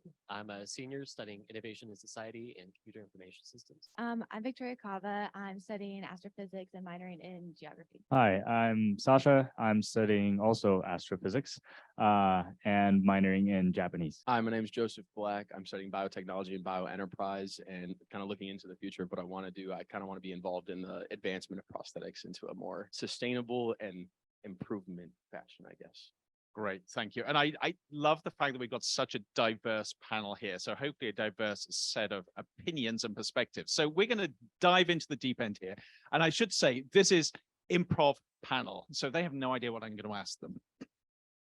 But I'm going to start off with a really provocative question. I'm going to ask you to get real and tell us what you really think about technology and education. Is this a waste of your time? Is it wonderful? Is it going in the right direction, the wrong direction? Joe, seeing that you had the microphone, kick us off. And then whoever wants to jump in, just put your hand up and we'll get the microphone to you. Yeah, so I mean, obviously with the way that we're obviously all not much younger, but younger in the realm of schooling and stuff like that. And when it comes to us growing up, I think we all kind of were in a realm of in between, where a lot of teachers at the time when we were in elementary school weren't using technology. And now that we've gone to college, gone through high school, it's much more prevalent. Everybody uses it. And especially with COVID and Zoom and everything like that, we were talking about how it is just something that has transformed the way teaching is done. And my girlfriend is a teacher for a second grade class, and even watching her teach them and setting up different lesson plans and stuff like that through technology has been impressive. And I think looking forward, it's something that I'm very excited for because of how fast technology has become just incredibly advanced and incredibly intuitive to kind of whatever realm of study you're using it for, or whatever teaching you're using it for. So I think looking kind of forward, I'm excited to see how it goes and interested to see the realm that it takes us to. I think it'll change the way that the kind of the development of young kids and stuff moving forward. Great. I'm going to come back to you in a minute, Joe, because I actually want to build on that. Let's go back to Kennedy. I think it can be a good thing and a bad thing. For me, I'm more of a visual learner. So like having smart boards and stuff in the classroom has like really helped me. But at the same time, we need that human interaction, that human component, like especially with Zoom. I have little brothers. So for COVID time, they were in like kindergarten trying to learn and they just can't do it because you need to have that social interaction. You need to be able to learn those skills. And that's something that school gives you. Isaac. So I have had professors that, even in this day and age, they refuse to use Canvas for exams, at least. Like I had one that printed out. Is that a good thing or a bad thing? That's a horrible thing. Do you know how long it takes to bubble in a name on a Scantron? It sucks. You know, I think there's definitely a lot of potential for bad, but there's just as much, if not more, potential for increased learning opportunities. I wanted to go off of what Kennedy said about your younger brothers going through Zoom University. My mom is a second grade teacher, so I saw it from the teacher's perspective, where now, a year outside of COVID, they're back in the classroom. she has been telling me that like they don't know how to interact with each other. So again, that's a huge thing, having that interaction, especially at such a young age, because you just simply cannot learn human interactions and, you know, learn more practical things almost by learning over online. So actually keep the microphone. So I want to ask you a question on that. Do you think there's a danger that we get so obsessed with technology that we forget about the human element? So we might have a future with super smart people who can't talk to anybody else. Yeah, I do. I think that was kind of a reality check when Andrew and Joe, we all went to Antarctica to study abroad through ASU over spring break, or no, over winter break. But I think that was a reality check, that trip, because we obviously couldn't be on our phones. So we were kind of limited on what kind of technology we could have. So we only could interact with each other. And it was like a very peaceful 3 weeks almost. And It was for the students. yeah. But I think that does have something to do with how limited we were on the technology that we could use. Right, Sophia. I think, again, it can be a good or bad thing. Accessibility, that's amazing that Zoom and online classes have allowed for. Although I think it puts an immense amount of responsibility on the university to make sure, I mean, a few things. One, that that not every university kind of turns into this for-profit model. You know, you can pay for the classes, and so you kind of are able to get an A. And I think that's one of the problems with online classes as we have them now, is people are not really sure how to make sure students are doing the work and facilitate that and really help people learn. So I think that when going forward, not only do we have that barrier to get over, but also, I mean, I was in the COVID high school era, and I know myself and a lot of kids are very fearful about going back to that. And so in some ways that online transition can feel a little like, I don't even want to touch it. That was a bad time. So I think getting over that as well is going to be something that the university really has to tackle, and very mindfully. So I can try to pass it down to Sasha. And actually, as the microphone's coming down, an extension to that question for you, Sasha. Can you see ways in which we can use really advanced technologies to get over some of these humps? So take that example of students not being socialized in a classroom, not really knowing how to learn like we traditionally used to learn. And of course, you could argue that maybe that's not a bad thing. Maybe we just need to change the whole system. But can you see ways in which advanced technologies can be used to create that social bonding and social learning experience, as well as building what's good with what we've learned about remote learning? Yeah, I really do think so. And in the sense that it could actually facilitate collaboration. Like if any of you are familiar with video games, it's a very collaborative environment. And if you make it into a video game where you can actually cooperate with each other, right? And then it's like, oh, I beat my friend, you know, I'm better than them, I know more math, whatever, right? It's right. Gamification of yeah, education. Exactly. Right. And I think there's also things, you know, as far as AI goes, things that we don't think about necessarily is, you know, there's a direct way to test learning, which is through tests, but they're kind of dreadful, you know, especially for students. And then I guess on the grader side, I don't really know your guys' side, but yeah, there we go. You see. And I think AI can, or technology, advanced technology, I don't want to say just AI specifically, but it can show us what is what is out of sight, right? What kind of learning is happening that we're not seeing, right? Because more often than not, the actual learning is happening outside of the tests, right? It's whatever they're doing outside of the classroom, right? And I think technology can help us do that. That's actually a great segue to the next question. So I'm really interested in this idea of learning that happens outside formal systems, and especially the growth of self-directed learning, and tying that into video games. So Joe, you have a secret that you didn't tell us about to begin with, which is you do dabble just a little bit with online communities and video games. From your perspective, can you see any utility in non-standard ways of learning? So for me, yes, the secret, I guess, is I run a Twitch and YouTube channel. I've been doing it for 2.5 years, and I focus primarily on mental health, and that's kind of the whole goal of all of my. And he's pretty successful. I'm somewhat successful. I wouldn't say pretty successful. I personally find myself to be very successful in that realm. But for me, the community aspect of Twitch and YouTube has been something that has exploded over from when I was a child and used to watch YouTube, and it was kind of a big platform, to now them having a streaming service, them having millions of dollars to promote their own streamers, their own YouTubers and stuff like that.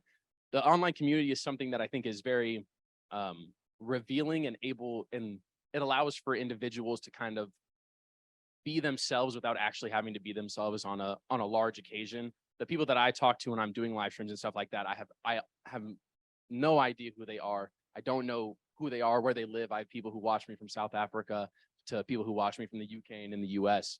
And it has been something that has always piqued my interest with the idea of just how large of a scope I can reach, especially when it comes to mental health. So kind of moving forward, I guess, with gaming and in kind of that online community, VR has been something that people have been using or have been trying to use a little bit more moving forward in education. It's not very accessible to a lot of people because it can be like fairly expensive, and you have to have just a lot of equipment to deal with it and stuff like that. But I think moving forward kind of with online communities and with VR, I could see a lot of things like that kind of changing the way we teach, whether that's from individual to individual, like I do with mental health, and kind of bringing I'd like to say joy and happiness to some people's lives for 5 minutes when they hop in my streams and stuff like that. But past that, when it comes to education and kind of these, obviously COVID and stuff like that, it's a realm that is accessible to everyone. If we're just talking about the internet, you can be in any part of the world and be interacting with the internet, interacting with individuals in an online sense. So I think moving forward, it'll be a fairly good way to reach people. So I don't know whether anybody else on the panel wants to come in here, but what I'm really interested in is this idea of using these novel platforms for learning, but how we do that. So the stuff you do is directed by yourself, you're building community. Do we need to develop ways of building community where maybe you become the instructors as well as the learners, or does it work if some higher echelons of somewhere like ASU dictate that this is how you're going to learn? Should this be bottom up or top down? Going to go from Sasha and then come down to here. Yeah, so I actually think that it should be where the students can also teach each other, because often that's where the learning actually happens. Right. I mean, I was in a couple of my computer science classes and they were telling us, oh, projects are individual. I'm like, what? What are you talking about? It's like, well, you're never going to see this in the real life. It's like any project that I built for myself that is not for the classroom, right, is going to be done in a collaborative environment, right? So I think even at sometimes I think TAs do a better job at explaining the concept than the professors, right? And I think we should just be giving the power to the people who can actually, you know, explain and tailor to how people understand. Yep. Kennedy. I think that kind of like higher control in that sense, I agree with Sasha over here. It kind of harms creativity in that sense because you're not thinking for yourself, you're regurgitating that information. And I feel as though a lot of complexity in the way that we interact with each other can come about just on our own, especially on TikTok. There have been times where people have organized huge parties, like even if you remember the Area 51 party, like just came about like not because of some higher government or whatnot. It was just people being people interacting. And, you know, we really can move mountains in that sense, just off of these small conversations. Sophia. This is one thing that I'm like incredibly excited about with technology in the learning environment is students being able to take their education into their own hands. As someone who works with different majors and different disciplines, I find there's a lot of tension between disciplines, and it's incredibly frustrating as someone who wants to see problems from a interdisciplinary light, and that comes with clashing, and that's frustrating. So I'm hoping that technology will allow students to kind of make their own path within the majors and within kind of higher ed in general. So I'm very excited for students to be able to carve that. So building this, Victoria wants to come to you because out of everybody on the panel, you and now Sasha probably have the most technical areas, astrophysics. You can't just, well, maybe you can teach yourself astrophysics. I don't know. That's the question. Do you need sort of experienced instructors to teach you, or is this something, even in an area like this, where you can have student-led discovery? I think that's honestly a difficult question because while it is a very technical major, mainly with probably not astrophysics itself, because it's still a relatively new topic. So we could still have those collaborations. You could still have the what if questions because you simply don't know currently. However, like all the math, the science, those are very technical that you need to be able to ask those what if questions and have supporting reasons behind it. So I think you do need professors to teach those background classes. However, especially with YouTube, I personally have taught myself Calc 3 because my professor was not the best at teaching. So Sorry, can you just repeat that again, please? I don't know what it was, but maybe it was the way he taught just did not sit well with me. It Actually, did can I not- ask the rest of the panel, how many of the rest of you have had that experience where you've had to go somewhere else to learn what you're supposed to be learning in class? It's probably to the audience as well. I have two hands at the back there. Sorry, yes. Yeah, so I think even with YouTube and that type of technology, you can go on and find a professor that does resonate with you and you do understand the way that they're teaching and it sticks with you because, you know, now I can advance in my classes because I had that opportunity to go online and find someone who spoke to me, essentially. Isaac. So some of my favorite classes and the most memorable have been seminar style discussions. So I think it's really valuable to have the professor with the experience in the field in the room. But I think instead of a lecture oriented design of the classroom, they should participate in the conversation along with the rest of the students, usually in like a circle. And then technology can augment that too, because we all have our laptops open. We're all able to Google things. So it's collaborative discovery while also being a journey that's facilitated by someone that's an expert in the field. So now push that out. I mean, I love this idea, but now you're getting to this idea that maybe technology is the driver of knowledge, and then the discussion is the way that you begin to understand and contextualize that. So can you imagine a future where, say, AI-based systems become your knowledge educators? You learn what you need through artificial intelligence, like something other than ChatGPT, but something in the future which is like ChatGPT. But then you understand how to make sense of that and how to contextualize it in these discussions. Is that a plausible future? I mean, and if it is, what happens to me? right. I mean, I think it's totally, I think there's always going to be an element that's lost with talking to a machine rather than a human. If we're thinking of a future where ChatGPT or an AI has a physical corporeal form and can kind of sit in the room, then maybe, but. So now you replace me with a robot. Yeah. Would we know? No. Yeah, so can you restate the question real quick just so I answer it correctly? Yes, yeah. Thinking about a future where you learn stuff or you learn sort of facts and knowledge via technology, and then you make sense of it and work out how to use it through these more of a discussion environment where you're learning from each other. Yeah, so I think kind of piggybacking off Isaac's idea of kind of the more corporeal form. I feel like, again, like that idea of human interaction that we had as elementary students with kids. When I went through chemotherapy and stuff when I was younger, talking to not necessarily computers, but the digital aspect of me like in a hospital was something that like I had to learn fairly quickly because of the inability for me to go to school just while going through chemotherapy. And it was something that, again, over the past, I mean, I would even just say like 2-3 years with AI kind of becoming this bigger, more, I don't know, involved aspect of life, I guess. Or even just this idea that it could be more than what we use it for right now. Obviously, if we look at, I mean, sci-fi stuff really far in the future, and you see AIs that are doing remotely everything for humans, basically. There's always kind of this nihilistic idea around it, and like, oh, if AIs do everything for us, then we result to nothing.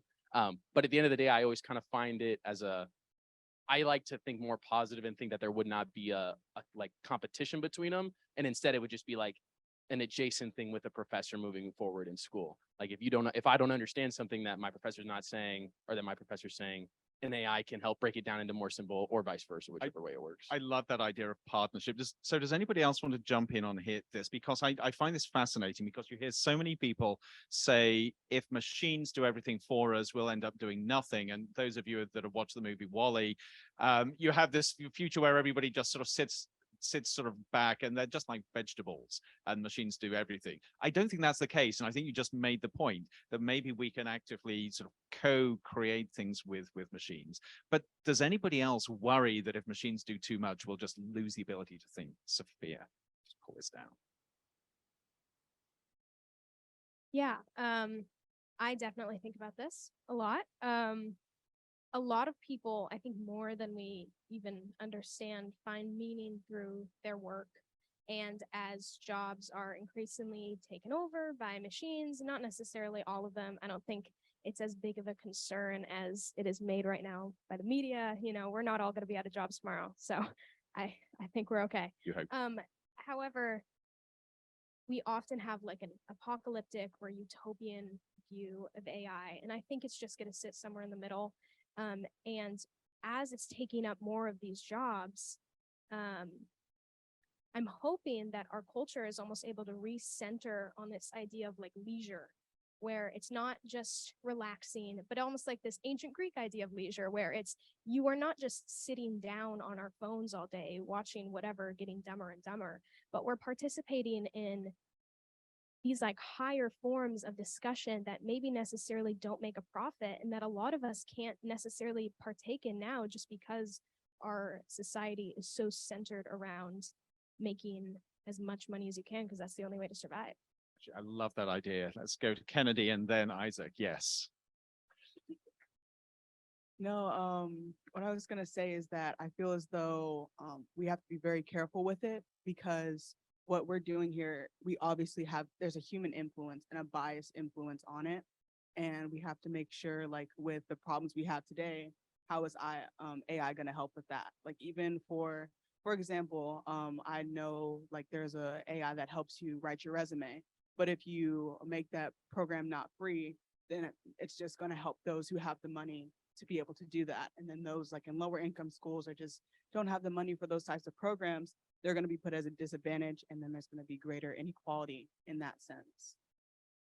Yeah, too true. Yes. So I agree with both of you heavily, absolutely. And I think especially your component about this not necessarily being a dystopian thing or a utopian thing. I mean, we're talking about an advancement probably similar to the advent of the internet. And if we think of where we're at now, I don't think we're in a dystopia. I think there are things that are still, wrong with the world, but we've also made a ton of advancements. And for example, my job is remote. So I log into Slack every day, 5 to 10 p.m. from my apartment while I'm doing homework or other things. And I'm able to, learn while also doing my job. It's not a matter of, leisure being exclusively dedicated to turning your brain off. I think there's a lot more that you can do in your free time that this will enable us to actually pursue. So we're going to have to wrap up. I think that's a fantastic point to almost end on, but I do have one final question for you all just to wrap us up. And actually, I'm going to start with you, Joe, seeing that you wanted to chip in. So this is the question. Stretch your imagination and think about a future where some form of technology makes learning vastly better, vastly more exciting, vastly more what you want it to be than it is now. What would that future look like? Just in a few seconds. You okay with that, Joe? Yeah. So I think if the idea of education being able to be like, in my head, I'm thinking like you have an implant that immediately tells you I want to know how to make how to correctly foam milk for espresso. Okay? And you just that is a skill, by the way. It's not knowledge. Think about, but you think about it, and it is immediately every instruction, everything like that in a matter of milliseconds or whatever. I think moving forward, that'd be sick. I'm not going to say that wouldn't be cool.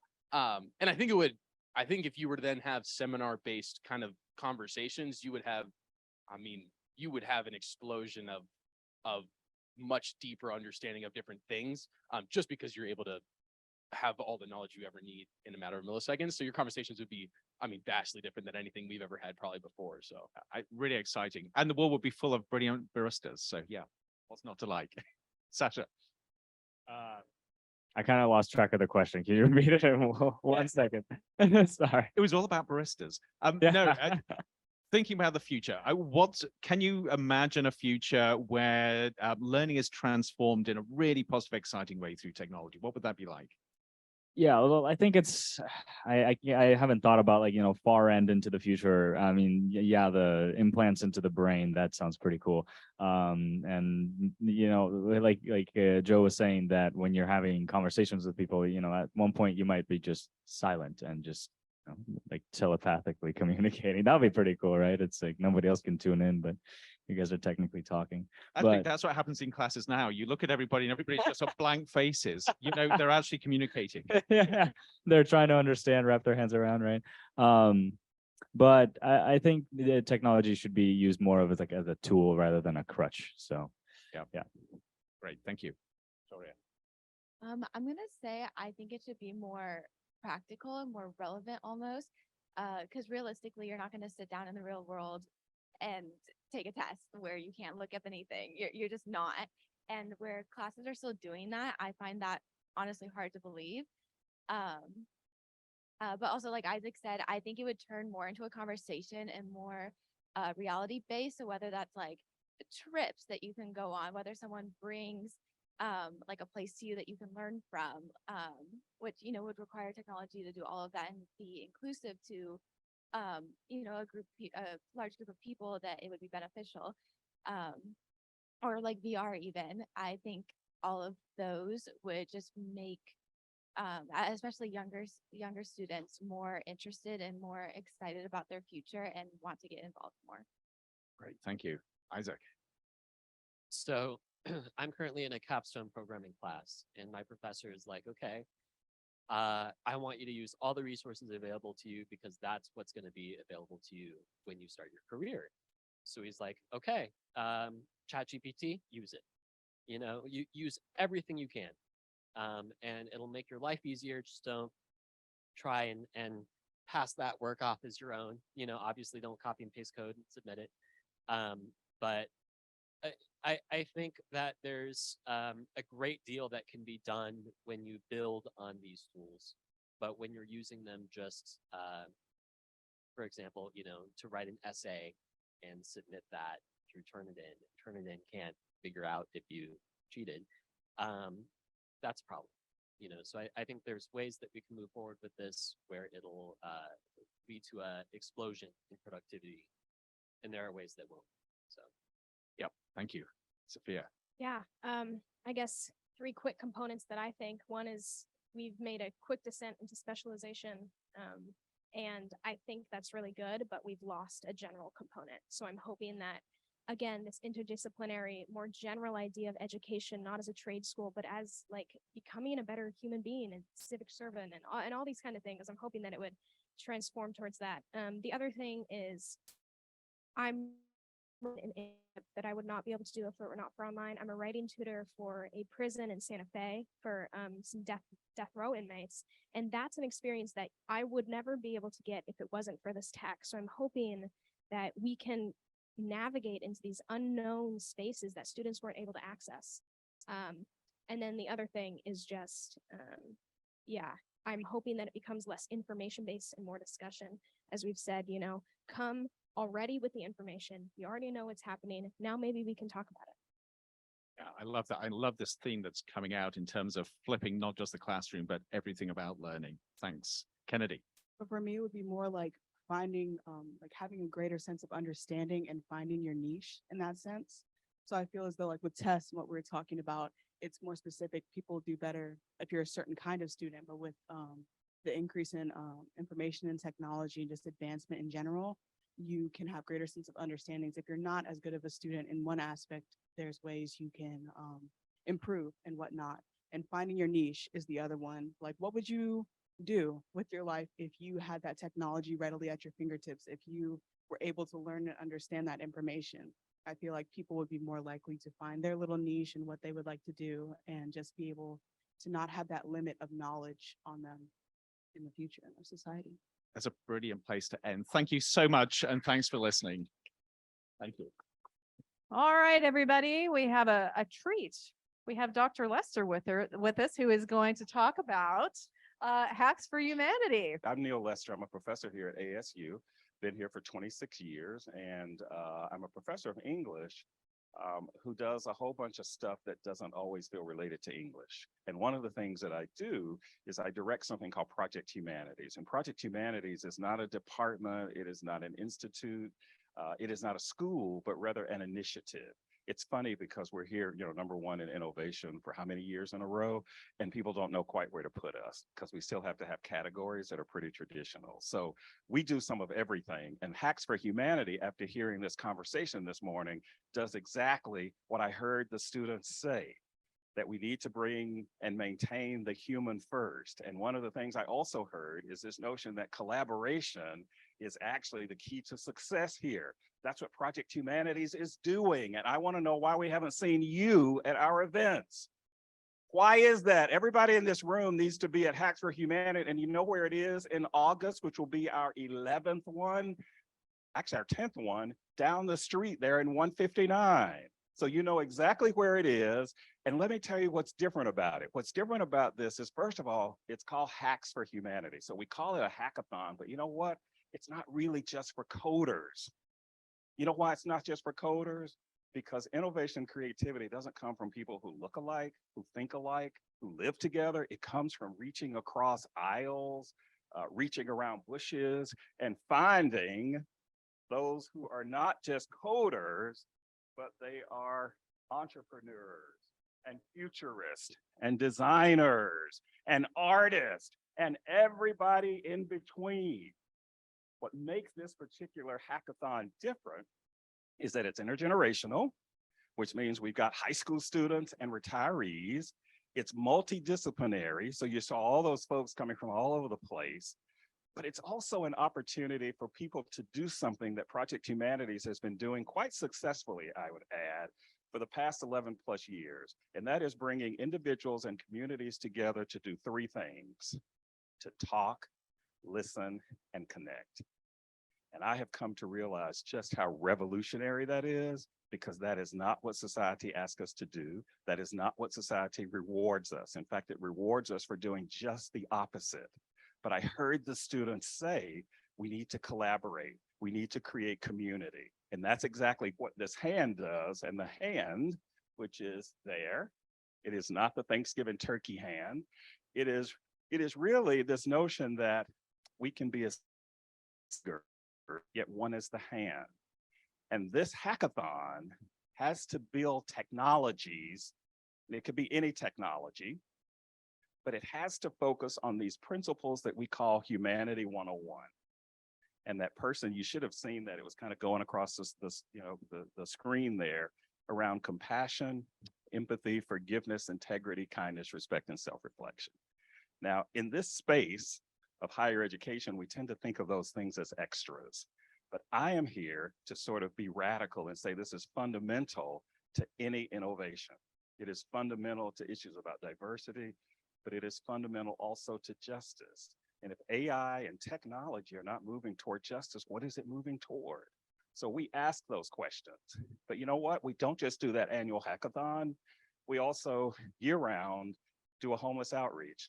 And they go, why do you do a homeless outreach? Because it gives us an opportunity to get outside of a classroom space where we're mostly in our heads, talking to each other about stuff that really may or may not matter to people who are wondering where their next meal is coming from. So that is an opportunity to balance all the stuff that we can get wrapped up in, twisted by, and feeling so self-important about with our titles and our degrees and our rankings and all these things. This is a way to balance that. So I challenge you to come out and join us. When we talk about community and community building, this is actually quite radical. Society does not reward us for stopping and pausing and talking and listening, connecting. It rewards us for being number one. It rewards us for being number one in our class, for getting the top score. for being competitive, for winning, and winning so much that we'd be, tired of winning. That's not what Project Humanities is about. What we're about is the business of trying to bring people together. So we do the homeless outreach. We ought to about 200 unsheltered people in downtown Phoenix. It is not seasonal. We do it all year round, and everybody can participate in it. There's the theme again. And the idea is not to go on a field trip to look at people who don't have stuff, but rather to look at the ways in which we can extend our humanity to those who are most denied that. So we are about the business of trying to talk the talk and walk the walk. And between the homeless outreach and Hacks for Humanity, we do 8 to 12 events every semester. We just did one last night about welfare mothers. That's the name of it. The label, welfare mothers. That's not a term that I have. Who stormed Caesar's Palace in Las Vegas to demand rights for those who were getting public assistance. We just did something on banned books. We just did something on menstrual equity. We just did something on love in the time of fentanyl, which is about drug overdoses, not necessarily people who use drugs. We are trying to bring humanity back into these conversations. So yes, if people don't have time to think about compassion and respect and empathy, we really don't want you part of our community. But for those who think, what can I do and where can I go? We are right here, and we are doing it pretty well. So we invite you into our community. Look us up, projecthumanities.asu.edu. It's putting the human back into humanity. Thank you. In humanities, it sounds like people doing what you do are missing those. And that makes me very. Well, Lisa's getting set up. We're going to play a little game. You guys can watch us play this game. It's called, Can Lisa and I Do a 2-hour presentation in 20 minutes? We're not starting yet. Okay, now we'll start. Hello, thank you for sticking around for this. I know you want to know what's in the box. You have to wait for that. I'm David Thomas. This is Lisa Forbes. We're here to talk about the book in the bag. So if you don't have your book out of the bag, we're going to get some to this in a minute, but go ahead and start the slides here. Who are we? We're from Denver, Colorado. We're a part of an organization that we founded called Professors at Play. Professors at Play is a international organization of agents scattered all over the world, bent on world domination by changing. No, wait a minute. I'm sorry, that's Spectra. We're Professors at Play. We are an international organization of co-conspirators hell-bent on transforming higher education through the power of play.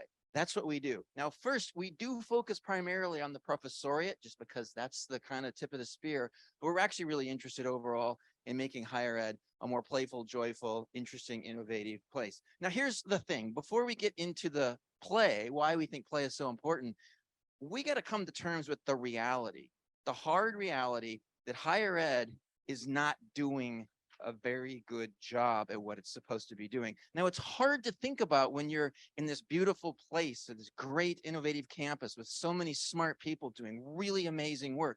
We tend to look at it and say, we're doing great, but it's a little bit of a data bias because this isn't really who we are. I think we have a better picture. This is probably more accurate. And I know it's sort of being facetious, but Lisa, you're a scientist, like a social scientist. Give them the facts, show them what's really going on in our collective higher ed world. Well, we've got a lot of problems. We'll highlight a few since we don't have much time. But basically, a lot of students don't feel that their health and well-being are a priority at their university. They are moderately to highly stressed. They're lonely. I mean, who isn't?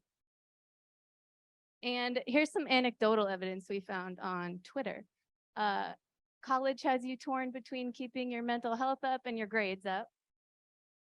2 top perks of grad school are stress and anxiety. I love this one. My little sister asked me if I would become boring when I started grad school. No, sister dear, just full of rage and dead inside. This is what our classrooms look like. Talk at students, bore them half to death.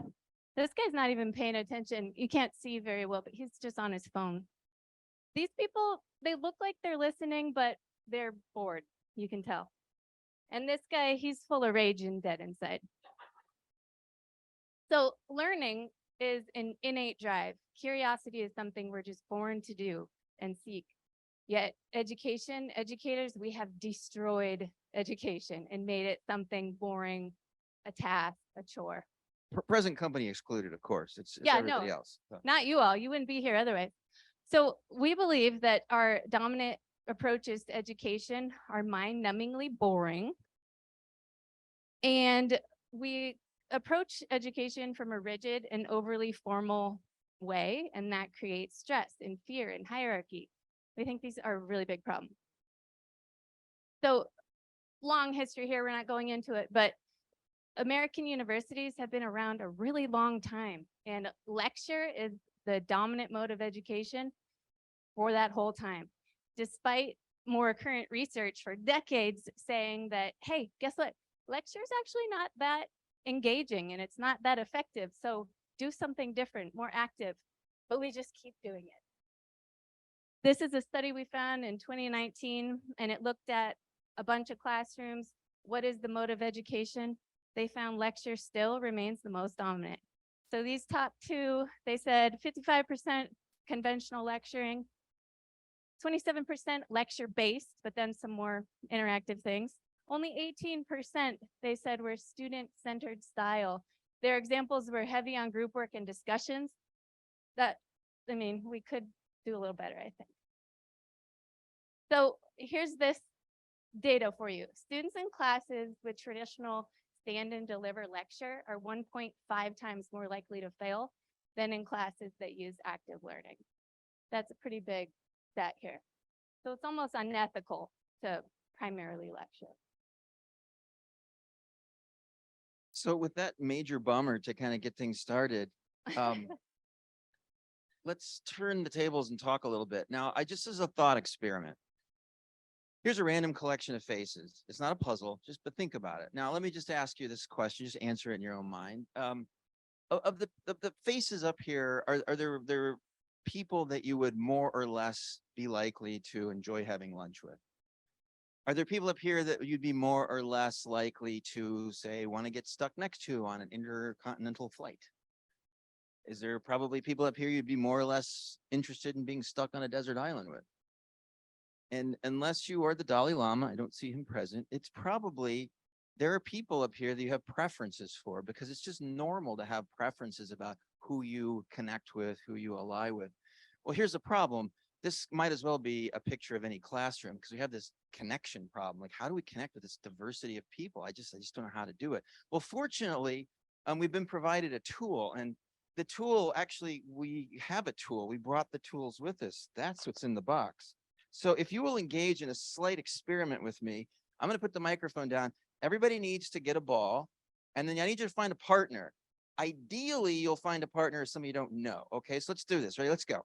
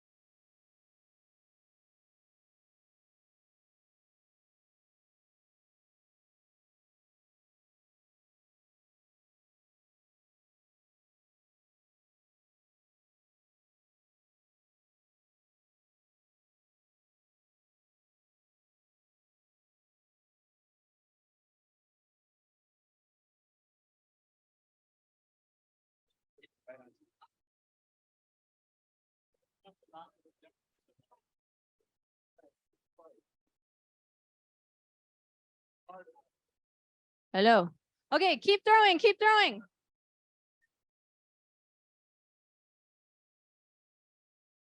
No intellectualizing, just playing.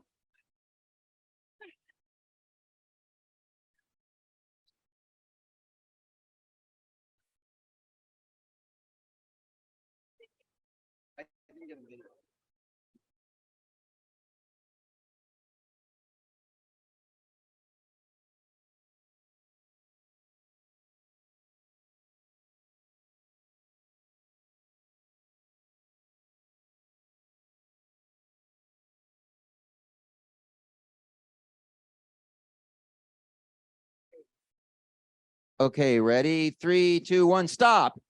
Stop having fun.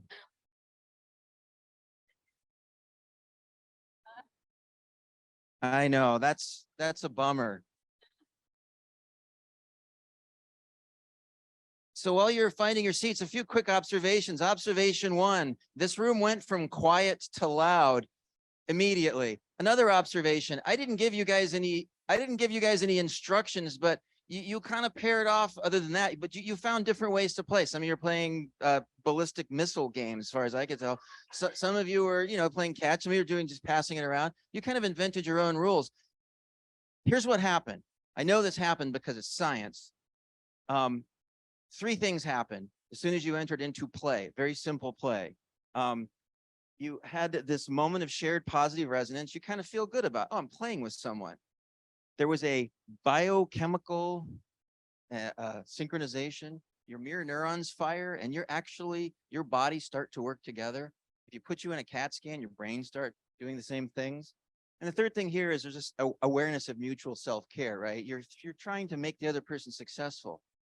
Why is this book up here? Because those 3 definitions came out of Barbara Friedrichsen's book, Love 2.0, where she basically argues that love is the penultimate positive emotion. And when Lisa and I discovered this, we're like going, that is the best definition of play we've ever read. And so we gave you a little smiley face ball and we got you without even asking you to be in a love situation, potentially with a stranger. Now, guess what? You can do this with an entire class. And in fact, that's what we wrote the book about. We collected these techniques to talk about what you could actually do in your classroom.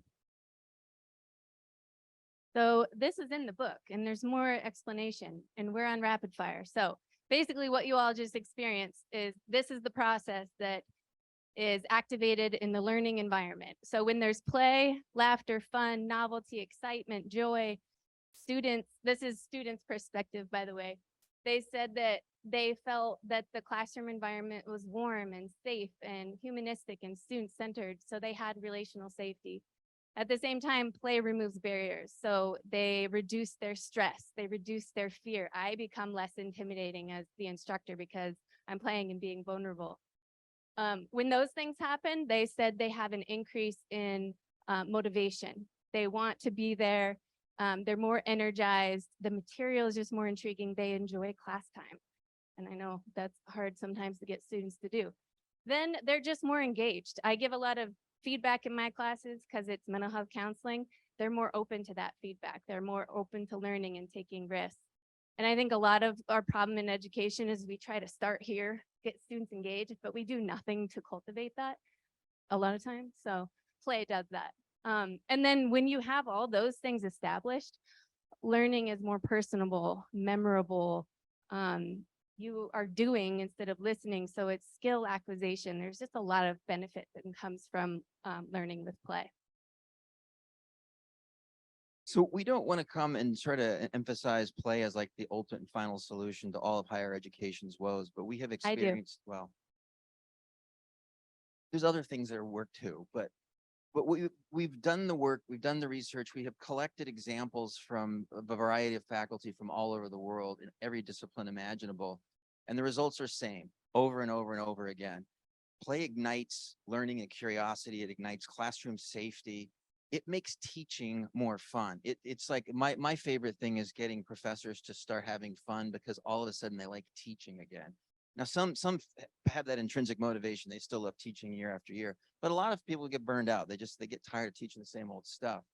So Professors of Play is this community that we have developed, really just kind of a holding space to tell people it's okay to play. We try to share research about this and try to inspire people. And ultimately, we believe getting more playfulness into higher ed not only increases student outcomes, it also is increasing curiosity, it's increasing social connection. It's actually returning to the real work of higher education, which isn't vocational school.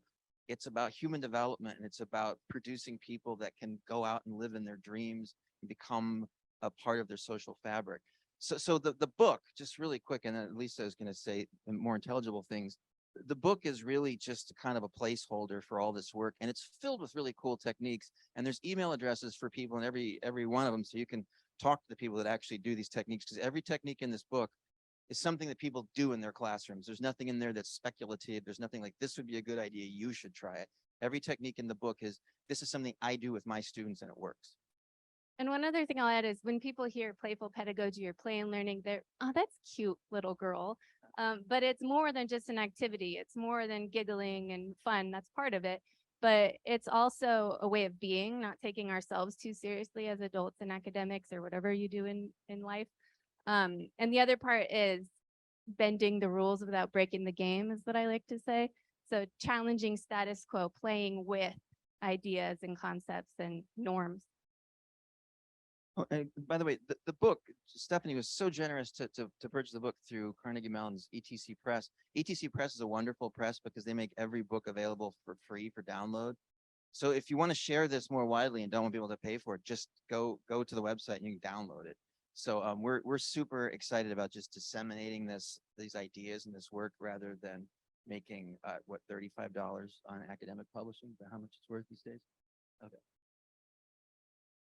Oh, so I think it's a call to everybody. So if you're an educator, if you're, in a different line of business, if you're just a adult human, which I assume all of you are, it's a call. How are you going to be more playful? How are you going to live that out in your life and the work that you do? How are you going to support that not only in your life, in your professional world, but your life at home with friends and family? And we call it the Playvolution. It's kind of like a revolution of changing higher education, academia to not be so rigid and dry and boring and status quo loving. I don't know. Yeah, Lisa's not down on the status quo. And since it's a sinking ship, that's the kind of status quo you don't prevent or protect, right? You get off the boat. One last thing I wanted to say is, as Stephanie mentioned, if you remember, we're talking about doing a Professors of Play Playposium this November. I don't know if it's going to be here in LA or whatever, but certainly would invite anyone to return to that. That's going to be really hands-on, lots of play, lots of creativity, lots of creation. And probably more of these balls though. So I think that's. But you forgot to say one thing. Yeah, anarchy now, right? All right, we did it. We went through we got through it, and we get everything back on Thank you. track. So we're going to switch gears a little bit and really focus on our project work for 2023. So we've heard from some amazing people today that are really inspiring us to think about where is the best place to dedicate our time and energy collectively and make things happen together. So before we go into what we want to do, I think it's important that we understand what already exists in the world and in our ecosystem. So at Learning Planet, they have what are called the Learning Planet Alliance circles.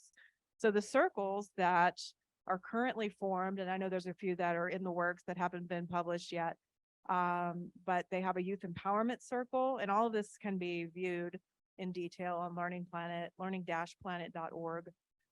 So there's a youth empowerment circle, Teachers for the Planet circle, an Ubuntu circle, and also a transitions in higher education circle, which is led by Learning Planet, ASU, UDI, University Design Institute, and Darrington Trust. So these already exist, and I did attend a transitions in higher education circle meeting last week, and that was my first time in that circle, and that group is really looking to sink their teeth into some project work. So and Charlotte's in that group too. So if you have questions about that, you can ask Charlotte as well. And if you scan that QR code, that takes you right to the page that lists all the circles, and you can learn more about them. Also within our universe is Mary Lee Fulton Teachers College's Learning Futures Collaborative. They have 5 projects that are established and again are opportunities for us to work together. We don't want to function in a silo and do something that somebody else is already doing, right? Let's join forces and see what we can accomplish together. So there's a Futures of AI in Education and diversity, equity, and inclusion group. Sean actually leads that group, who you heard from earlier today, with Punya. And there's also an education, sustainability, and global futures group that's focused on quite a bit of UNESCO work. There's the Learn group that's focusing on learning and educating across refugee and immigrant networks. And then there's Imagination and Futures Thinking for K through 12. I think that's an interesting one to explore as well. And then there's the Designing the New American High School. We've talked a bit and been in several meetings over the last couple of weeks about when should we start having these conversations with students about alternative learning journeys. The age is getting younger and younger, right? So we want to make sure that people understand the landscape of lifelong learning so they can make informed decisions. And Designing the New American High Schools is very much part of that. So we have those two things, right? We have our Learning Planet Alliance circles, and then we have our LFC. I already told you what that means, so I'll say it again. Learning Futures Collaboratives, and we have our 5 calls to action as ShapingEDU. So we have AI for impactful teaching and learning, which is joining forces with the AI and DEI group under Learning for Futures Collaboratory.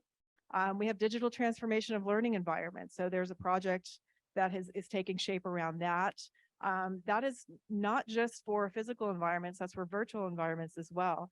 And we're working with Zoom on a project that we're calling Classroom 2050.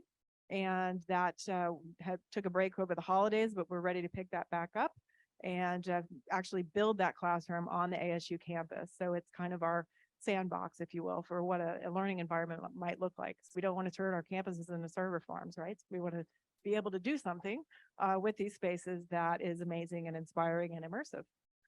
Playful learning, we know a little bit about that from our 2 friends that just spoke.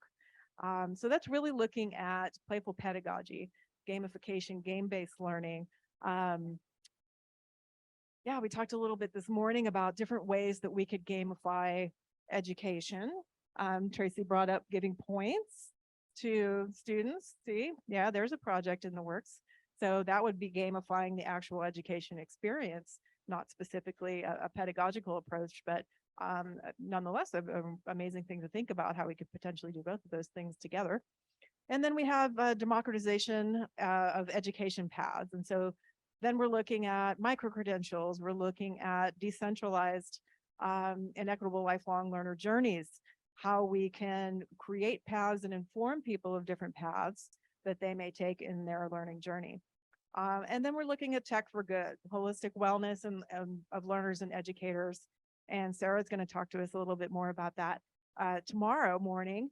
And she's with BU Maine, and she came in from Croatia. So yes, we'll talk about prioritizing mental health, resiliency, and retention of both educators and learners. So what we ask of you in our breakouts, what we want to do while we're together is think about, as a group, what you would like to land on for your how might we question. So how might we, noting what signals of change inspired this question. So this is what we've been doing together today, right? We're looking at signals of change. And hopefully some of these came from the presenters that you've heard, but we want to make sure that we're thinking about our how might we question. And so we'll come back together and share that out. Not just how might we, but really putting some tangible components to that, talking about proposed output or set of outputs.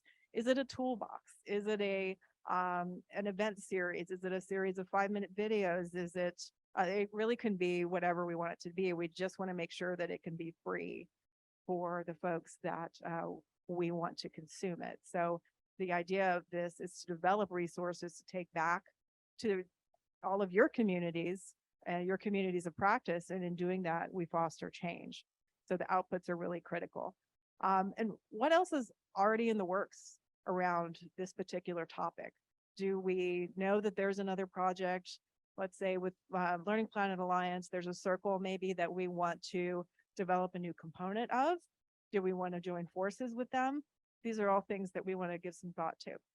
And then what kind of resources are we going to need?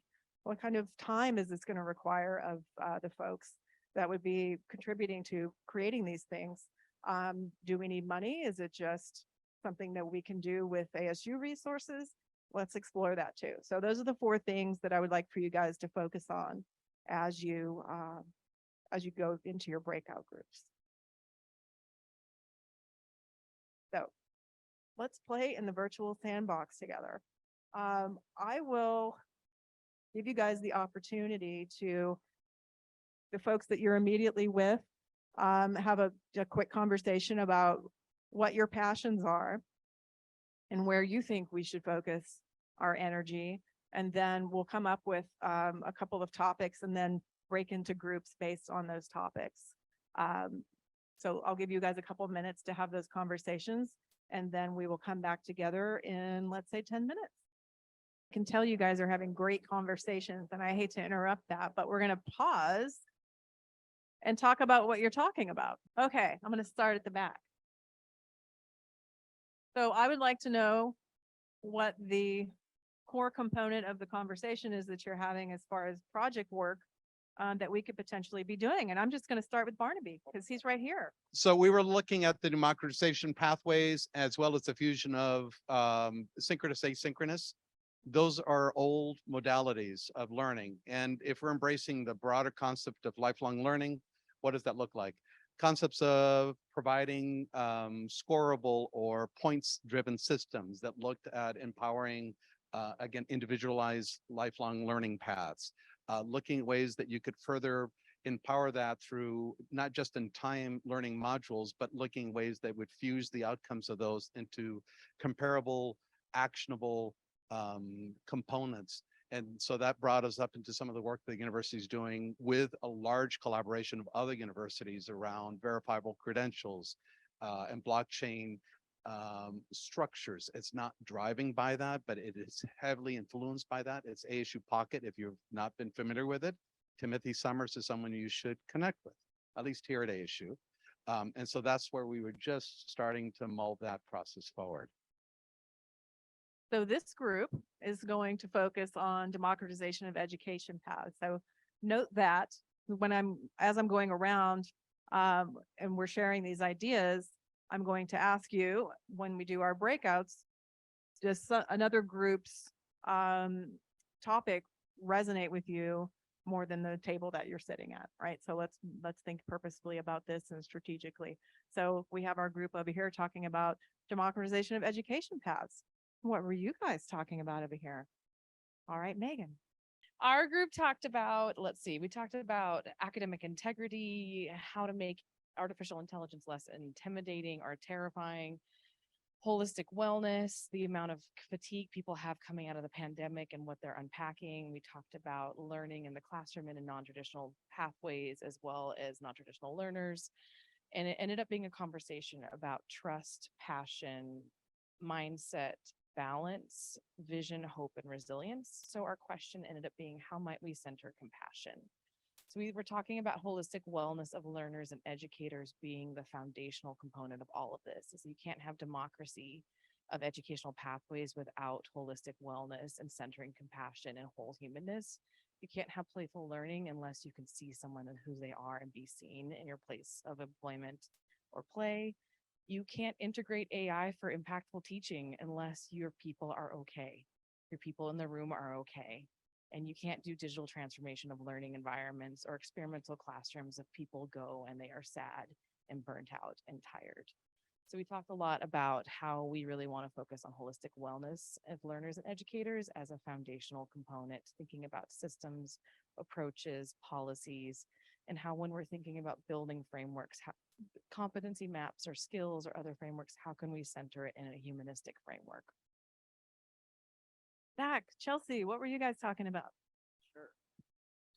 Hi, everyone. So I'm Zach. This is Chelsea. This is Maggie. What we focused on over here initially was holistic wellness of learners. And the focus was educators, not students. So I was looking at educators. Specifically, one of us was an educator in higher ed, and the expectations were a lot. And looking at how do we provide more support for educators so that they can reframe the expectations that students have of them and that administrators have of them and how to support them. So our question that we framed was, how might we support teachers and educators? Sorry, I have too many notes over here. How might we reframe expectations for students and how they interact with teachers in the higher ed space? We also looked at the idea that things are constantly changing and moving and pivoting in society. So the question was not looking at one specific future, but how might we support teachers and educators for what's coming next in general? So kind of that future planning idea, allowing teachers to be a part of the conversation and understand different scenarios might take place, and you need to be ready for that. That's the two issues that we talked about, and we didn't get time for skill mapping, but that is another issue that we were intending to discuss. Excellent. Thank you, Zach. Whitney, I'm going to put you on the spot. Do you want to tell us what you were talking about? So we talked about two of the topics. So first, I was interested in talking about playful learning, because as an instructional designer, I help design and develop online courses. So I work with the faculty on creating their courses. And a lot of times with the faculty that I work with, they're kind of just stuck in their ways. It's just a cycle that they regurgitate the information. There's not a lot of engagement with the students. So after learning about the playful learning, I thought about how I could pass that knowledge back to the instructors so they could try to, I don't know, I guess have more fun with their students. And then we also talked about democratization of education paths, but that I may pass off to. So in our discussion about the democratization of education paths, we were kind of having this discussion about teachers, particularly in the K-12 space and their needs, and kind of this discussion of, as a university, a lot of times we talk about degree paths, but that's not always something that is desirable for people, but that sense of curiosity and continuing to learn is a desire that people have. And so this sort of this conversation of recognizing teachers for their professional learning and incentivizing them for their professional learning and giving them opportunities that are opportunities for being leaders, but not leaving the classroom. Thank you, Amanda. John, I'm going to put you on the spot now. John came to us initially as a student on a student panel that you saw a similar execution of up here, and John has been stuck around with us, and we appreciate that. So now John has graduated from ASU and now works for ASU. So keeping it in the family. We had a great conversation about micro-credentialing in Australia, but as not the Aussie and not the micro-credentialing expert, I have to pass the mic. So nice to meet you all, but to our speaker. Thank you. So I was just providing you with a background about what we were doing in Australia and universities around things such as micro-credentials, digital credentials, accreditation frameworks. There's been a lot happening within Australia around that. And so was really just sharing some of those insights, but also very, very interested in the conversation, how micro-credentials can help people with those pathways in and out of higher ed and that idea of lifelong learning. We didn't get to a how might we question, but it would probably be, well, been very selfish, around micro-credentials and democratization of education. Excellent. Thank you. All right. Who from this table wants to speak? Tracey, do you want to tell us what's up? All right. So I kind of struggled because one of the reasons why I showed up today is because I noticed a lot of my colleagues are working from a place of being play deprived. Okay. And I was thinking, what can we do to improve the environment that we are building the environment for the students in, if that makes sense.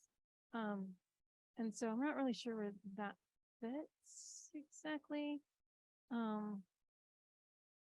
And so, yeah, I was struggling a little bit with that. Like, I guess how might we improve the environment for the educators and reintroduce them to play so that we can then play that forward.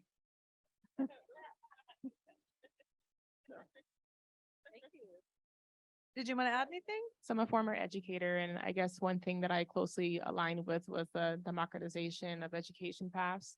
One thing that was really important for me was that my students felt like seen, but also just kind of encourage the different ways that students learn.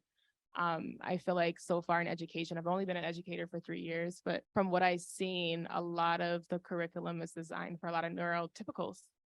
And just thinking about those students who think differently, who learn differently, and how we can include them. So I don't know, I didn't get to my question either, how might we, but I guess just how might we just continue to challenge the educational system, continue to challenge the curriculum that exists today, and just be more inclusive for those different learning styles, those students who are neurodivergent. We'll go over here to our friends from U of A and Tom. So who would like to speak about what you guys spoke about? So one thing that we talked about was empowering our faculty and staff and students even to take an active role in learning and how learning is done at the U of A. So we talked about how might we create an innovation hub for our university. We feel like a lot of the departments are doing really interesting things and have really knowledgeable people who are looking for collaborators. But we don't know what's going on in other departments. So we assume that that's the same for a lot of people. So again, creating a place that where collaboration can happen, people can even, submit ideas to, it's like, hey, I have this really cool thought about doing this particular thing in the classroom, but, I have 4 active research projects. I'm going on sabbatical next semester. I just don't have time. They can put it out there in the world and someone else might pick it up and do something really cool with it.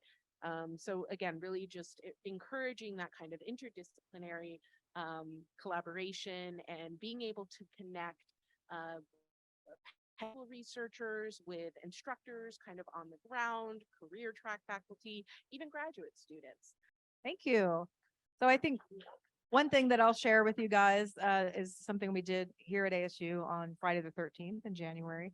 And it's a slow building process to build that bridge to get to de-silo within a university, right? Like we all want it, but how are we going to make that happen? So we had an event in which I got a food truck and some lawn games, and we did lightning presentations.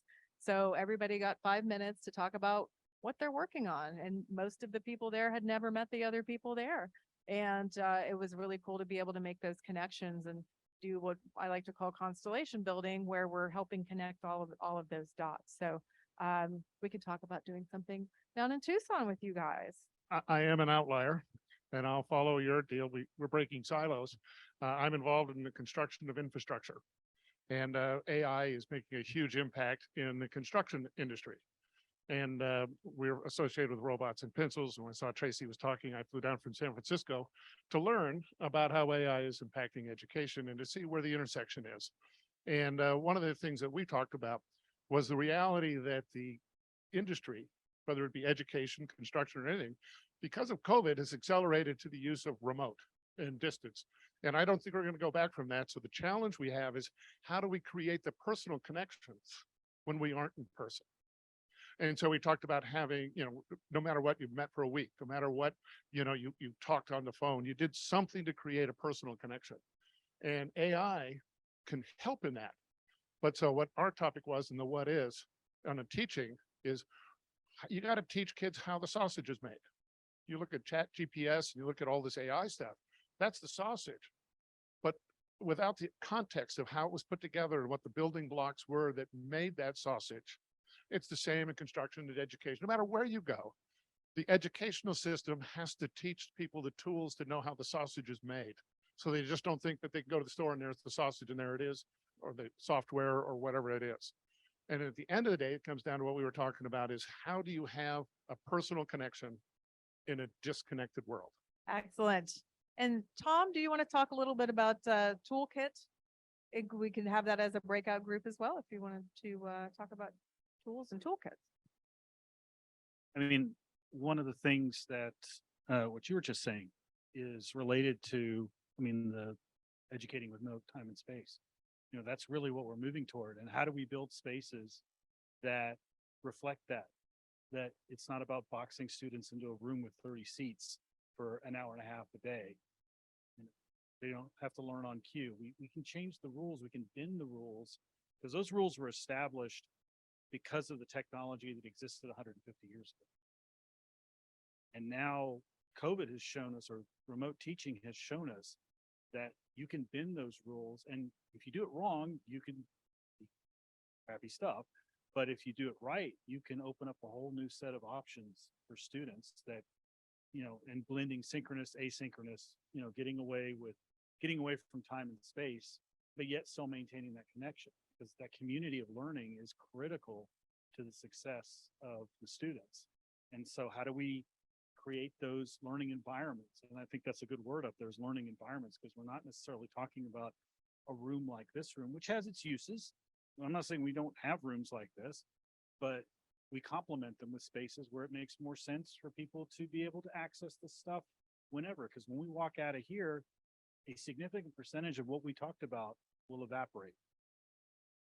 We need to be realistic about that. I mean, not everybody writes everything down, for one thing, but even if you do, you're interpreting the reality of the conversation. You're never going to get quite that feeling again. You know, memories don't work well, especially as we get older. So anyway, yeah. But yes, tying that into learning spaces. And we were talking about that too. Perfect. Okay. So I'm seeing groups emerging in my head here.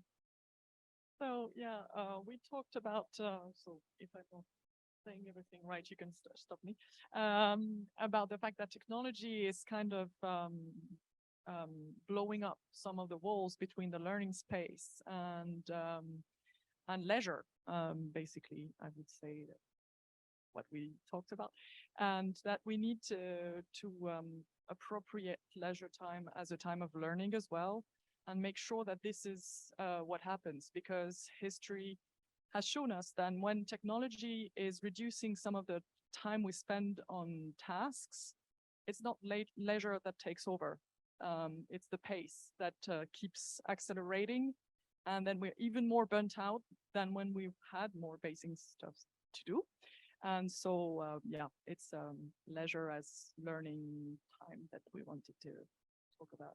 Yeah, we thought also that technology was questioning what a teacher is also, so maybe that was linked. And so we need to, and as it has always been questioning traditional roles at one stage, like automation was questioning what a worker was, and so we need to redefine the unicity and the, yeah, what the added value of a teacher is in that environment, knowing that some of it is going to be taken by technology. There is a space, but we probably need to invent that. And so I don't know how this sits, but transformation, digital, yeah. And not everything that we work on fits cleanly into one of these 5 calls to action, right? There's overlap between things. I'd say especially the holistic wellness and playful learning pieces fit really well together. And then we can look at all of them fit together in some way, which is why it's shaped like that. So with that in mind, let's divide up into groups so we can spend the next hour and a half together.